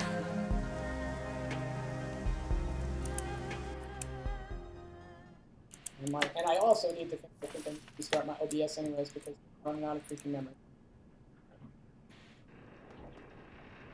Alright. Kindly's face reeks of stale cigar smoke and fresh urine. The clicking of the mahjong tiles is strangely absent. The place is a low murmur of laughter, thin air of eager anticipation, but all eyes focus on the or on kneeling bloody, unbound at the feet of Kindly. Oh, well, yeah, oh, that's right. Interesting. She beckons him with her finger and then he struggles toward her, the loud rustling of the plastic tarp crackling under his knees as he moves. His pants are wet with fear. A acetylene torch lies on the table at Chang's right hand. Okay, very. He does not mess about. How did you sleep, my little ones? Like a baby, auntie. We're still in the still in the afterglow. Afterglow, really? And you should be delighted to say hello to your old friend Strangler Bow. He's here because of you. What's up, Beef? How very pleasant to see you again, Mr. Bow. Bow inclines his head 1/4 of an inch. Well then, now that the night suits are over, let's get to the nasties. Shitbird here is plainclothes cop. He snuck into the area last night while you were sleeping, hoping to find you and kill you before his companions got to you first. My men found him outside the trawler where you were sleeping in. They saw to it your rest was undisturbed and that your location remained a mystery. You can thank Mr. Bow for that. Not a strange fact. Bow inclines his head 1/4 of an inch. Now, Shitbird, tell me what my friends here, what you told me. I don't know anything, I swear, I just got the orders last night. Pushes his head towards you and moves from the floor, struggling to keep his balance. Somebody up high wants those two dead. The whole department is on it. I don't know anything else. Someone from high up? How high? Cop looks up at her, looks around the room filled with soldiers. One of them opens his coat and shows him something inside. Closes it slowly and winks. Hong Kong police force officer. Cop drops his head to his chest. All the way to the top. It's someone on the council. Someone on the executive council wants these two dead? Chang spits on him with a sneer. Fuck your ancestors to the 18th generation. Oh, that's a good swear. I like that one. Fuck your ancestors to the 18th generation. Give me the truth. The cop wears the spittle. He never lifts his head. It's the truth, madam. I swear it. Whoever it was that labeled them as terrorists, we're to terminate them with extreme prejudice. Kindly Chang shuffles closer to the kneeling cop, reaches down and strokes his head with her hand. Then she slowly digs her fingers into his scalp, pulls back hard enough to point till his chin points high. Triad boss zooms in close and searches his eyes with her own. That's all he's got. He lets go of his hand with smooth lets go of his head and smooth his buzz-cut hair with her hand. For whatever reason, last night, someone on the executive council of the Free Enterprise Zone ordered the Hong Kong police force to kill you two nobodies from Seattle. I find that fascinating, don't you? It is pretty fascinating. Why the need to label us international terrorists, right? Yeah, that's what I was thinking too. We'd just be shitbirds, we're shitbirds, they can kill us, right? She strokes the policeman's cheeks with the back of her hand. Rusty voice becomes sweet as she explains the way of the world's proprietor, my dear darling. When the government has someone gunned down, they prefer to make it appear justified. People feel safer when their murderers feel like part of civilization. Well, that's true. So she's a very wise woman. Kindly Cheng, but you have definitely fallen into the deep end of the pool, have you not? No. Seattle isn't like Hong Kong. There, the megacorps control the governments. Here, the megacorps are the government. The exec council, chosen by the corporate board of governors, they're basically legislative and executive branches of the Hong Kong government in one tiny package. 8 people call the shots, neat and efficient. For the wage slavers and the civilian sheep, the corporations are pantheon of God and wield absolute power, but not for us. Who else knows about my guest? Should try, takes a long pull from the cigar and taps it, yeah. Who else knows about my guest visit to Hoy, ship bird? No one, madam. I hadn't called in yet. I wanted to kill for myself. No one knows you're here, I swear it. She turns to enforcer. Mr. Bao? He's telling the truth. No outgoing calls on his PDA. Very good. Thank you, Bao. She nods at the cop. Thank you for your honesty. In one smooth motion, Strangler Bao produces a silenced pistol and fires it once into the policeman's head. Replaces it into his jacket. His face never changes expression. Looks like the triads can be just as efficient. Yes, my darling. It's clear that our friend Raymond Black was also up to something involving the walled city, something having to do with prosperity, whatever that is. And the executive council member wanted Raymond dead for it. Now they want you dead for it too. Plastic-faced man may show up on your door one day too. I have a proposal. She knocks a pile over and clatters. Oh yeah. I have a proposal for you, my sweets. Work for me. With Nightjar and Gunshot dead, I find myself in 2 job openings. Fill them. I have a need for deniable assets that are players unaffiliated with the triads who can take care of some of the more unsavory business needs about town. Proven yourself resourceful, and you have no existing connections here. That can be a positive in this line of work. Shadowrunners. In exchange, I will keep you safe from pests like this one. You'll have safe harbor here in my town and steady source of income. That sounds pretty good. And while you dip your toe in the waters of corporate espionage, organized crime, and clandestine mercenary actions, I will employ a network to find the plastic-faced man and gather information about Raymond Black. Convenient. Where he's been, who he's talked to, who stood to gain from his death, and what prosperity could be. Now, what's in it for you? Putting in a lot of help to fair up a couple of foreigners. Not foreigners, my sweets, valued business associates. I need to learn who killed them on one of my clients, and then order the cops to execute my team of shadows. This is a brazen disregard for my power. Faced this case, I must be confronted, or I stand to lose everything. How will the arrangement work? I find you the right jobs for people with your talents. You do what your clients cannot do for themselves. I take a finder's fee. All very, very civilized, yeah.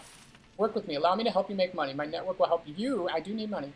And help find out what you've gotten yourselves into. Without my help, you won't last a day out there. You are completely out of your depth, I'm afraid. You need a partner. Kindly Cheng will be your partner. Thank you, Kindly Cheng. Just like you said, Adam, Shadowrunners. Glad I got some time to think about it, process. Ah, fuck it. I'm not a cop anymore. The guy's dead. I'm in. Well, what about you? Yep, let's do it. Temporary. You know, Duncan, again, stop being such a bitch. You're in it for the life here. You know, you're a lifer. So I'll run the shadows as long as Auntie Chain keeps up her hand in the bargain and helps us figure out where we're at. Once you start running the shadows, you don't unrun the shadows. That's it, Ben. You're a shadow runner for life now. Forget about it. That's done. Heroi is now open to you. First orders of business. Adam Cloper and Duncan Wu don't exist. You'll need street names. All right, I'll think of something. We know Gun Show, right? Fits, doesn't it? Yeah. Knew that was going to stick. Got it, Isabel. Okay, we did before. Okay, show up on the computer. I got it. By him. Shut up, Duncan. Seriously, shut up. Simple process of elimination. Isabella isn't the leader type. Get that right.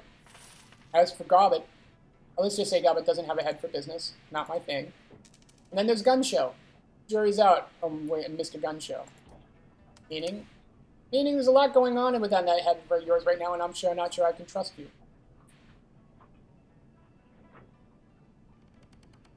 So I'm in charge of the best of the worst. Oh, my sweet, don't put it that way. You're the most equipped for the role. Which is making sense. You're the right person for this. Well, of course I am. I'm the player character, so suck it, guys. I'm running the show, that's right. It's going to be weird calling you Dragonblade again. Yeah, I chose that after, that's one of my viewers. I named that after one of my viewers. I guess this is our new crew. Welcome to the Shadows, Dragonblade. Dragonblade. So now we gotta go get a mission on the computers. Go pick a mission. Confirm. Confirm. Alright, before we do our next mission, this is actually where I'm gonna get to where we need to go. Save this up. Oh, what's that? Oh, that's right. Well, we'll do all this when we get back. Then we gotta pick we gotta level up our minions here.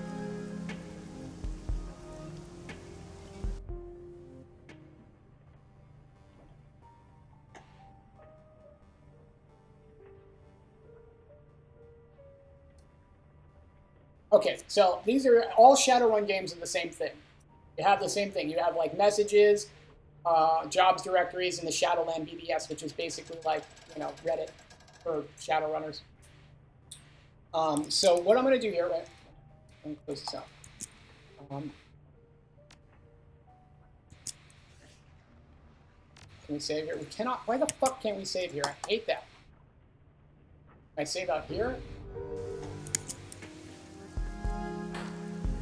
No. Like, why? Why? It's really annoying. I can't save. I really need to close this down. Sorry, I was going to come back. All right. Let's check the jobs directory. 12 pending jobs.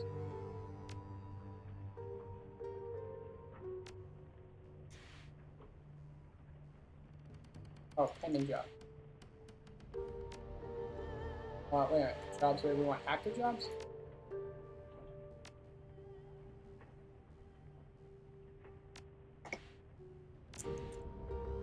We have our friends, the Chamber of Commerce. Okay, thank you. Okay, so she got us some jobs. The mission computer, this just tells you how to do it. Yeah. We got it. We can search for terms. Great, yeah, we got the BBS, we got that. Resources. Push it this way well. Okay, so now we can use all the vendors. Yeah, it's just telling us who all the different vendors are. Oh, serial killer. Well, the Wampoans are a tribe of techno-fetishists and deckers who've taken up residence in the Wampoan Garden area of Hong Kong. They make and trade high-tech goods with people from all over the world. A lot of new yen passes through fingers, and they make a lot of money brokering deals between them and the smugglers here in Hoi. Hit a snag, though. The Wampoan elders, their council of elders, have been eliminated serial killer. Okay. They've asked us to back some, so we gotta go find out. Okay, investigate the killing. Well, the Wampanoids delegate here to by the name of Maximum Law. Okay, so Maximum Law, if you wish to know about the Wampanoids. Maximum Law. Pretty good name. Get your ass down to Wampum Garden and talk to the elders. Buy cheat, still if you have to, so long as they're convinced that there won't be any more murderers. I want my cut back, and I want it soon. What's the other option? Artifact Liberation. Welcome to the Shadows Dragon. See an archaeologist named Drake. He's interested in liberating certain artifacts from house located in Taipei. Attach a copy of the message. Hello, Madam Chang. I've heard that you're a woman who understands get things done, especially with regards to things that aren't legal and strict. This is exactly why I'm the help I'm looking for.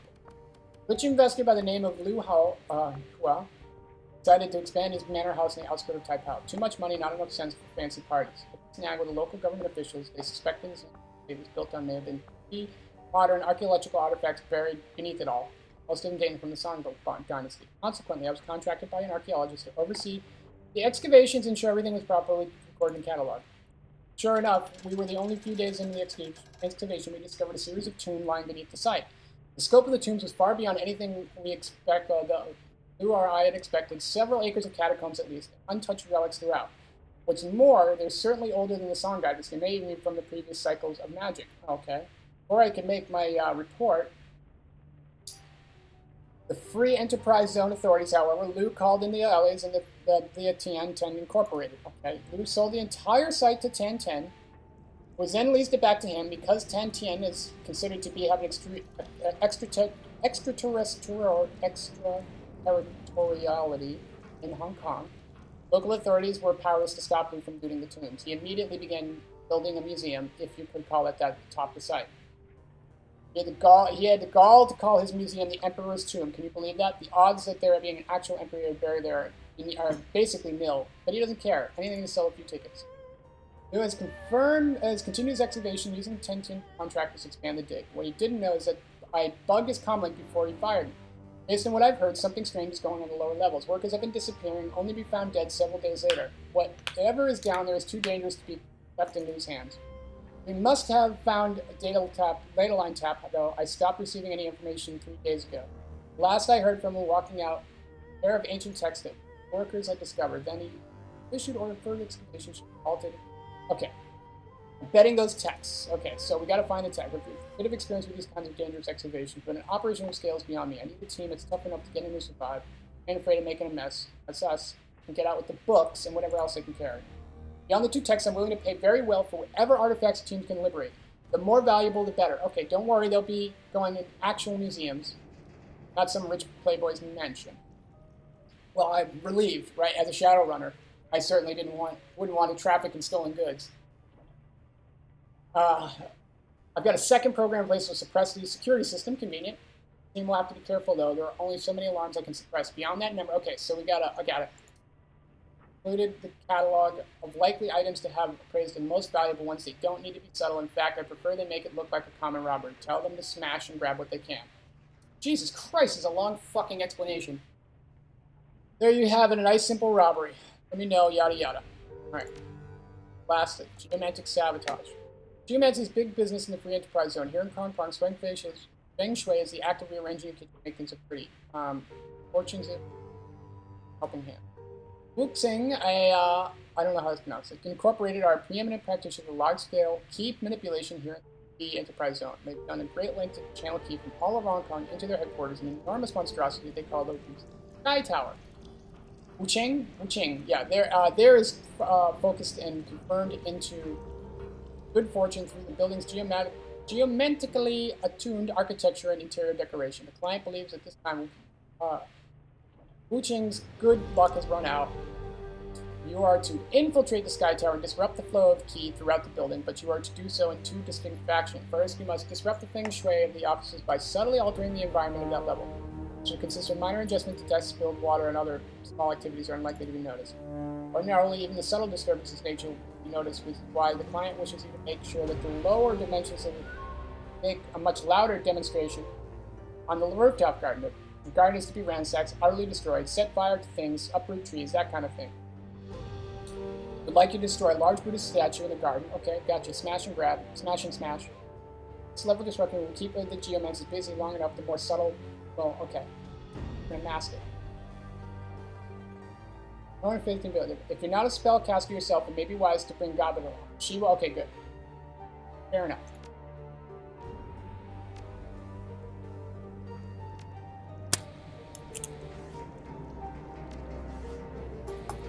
Why can I not save? For some reason I cannot save?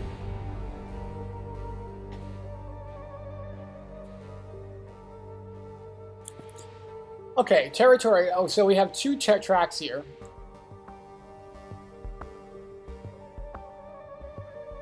So we can go for handling spirits, or we can kind of make them more of a range combat.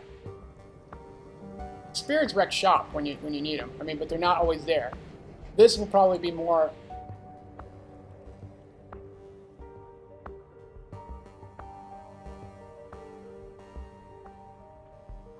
I really wish I want to save really badly.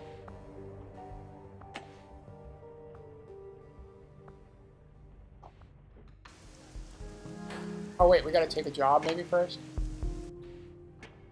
Alright, it looks like we have to pick a job. So which job do we want to pick here? If there's anyone watching and you have a preference as to which job we take, artifact liberation, serial killer, geomantic sabotage. Let's try geomantic sabotage. Yeah, you already told us all this. Take the run. Okay. Can I save now? No. What the fuck, people? That's the thing I don't really like about this game. It's like it doesn't let me save when I want to. Like I really want to get out of here, go get some breakfast and some dinner. Starving, man. Please let me eat. Please. Can I save? What the fuck, man? Seriously. Alright, I gotta go. I think usually you gotta go to the subway thing here. Right? Somewhere. Oh, okay.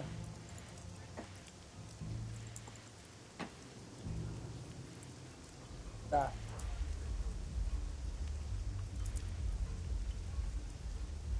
Okay, there's X on duct tape there, fair enough. Alright. Can I save here? Excellent.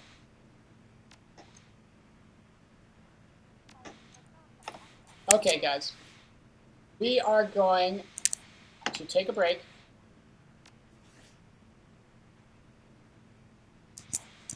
How do I leave the game? No.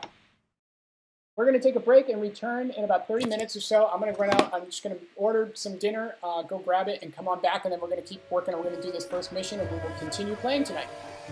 So, again, thank you for if you came by and stopped in. I'm going to put out a Twitter, I'll put out a quick tweet, let everyone know what's going on. I don't think there's anyone here right now watching, but that's quite all right. We're going to make it out of this. Let's go. So again, thanks to everyone who showed up so far. We're going to have a brief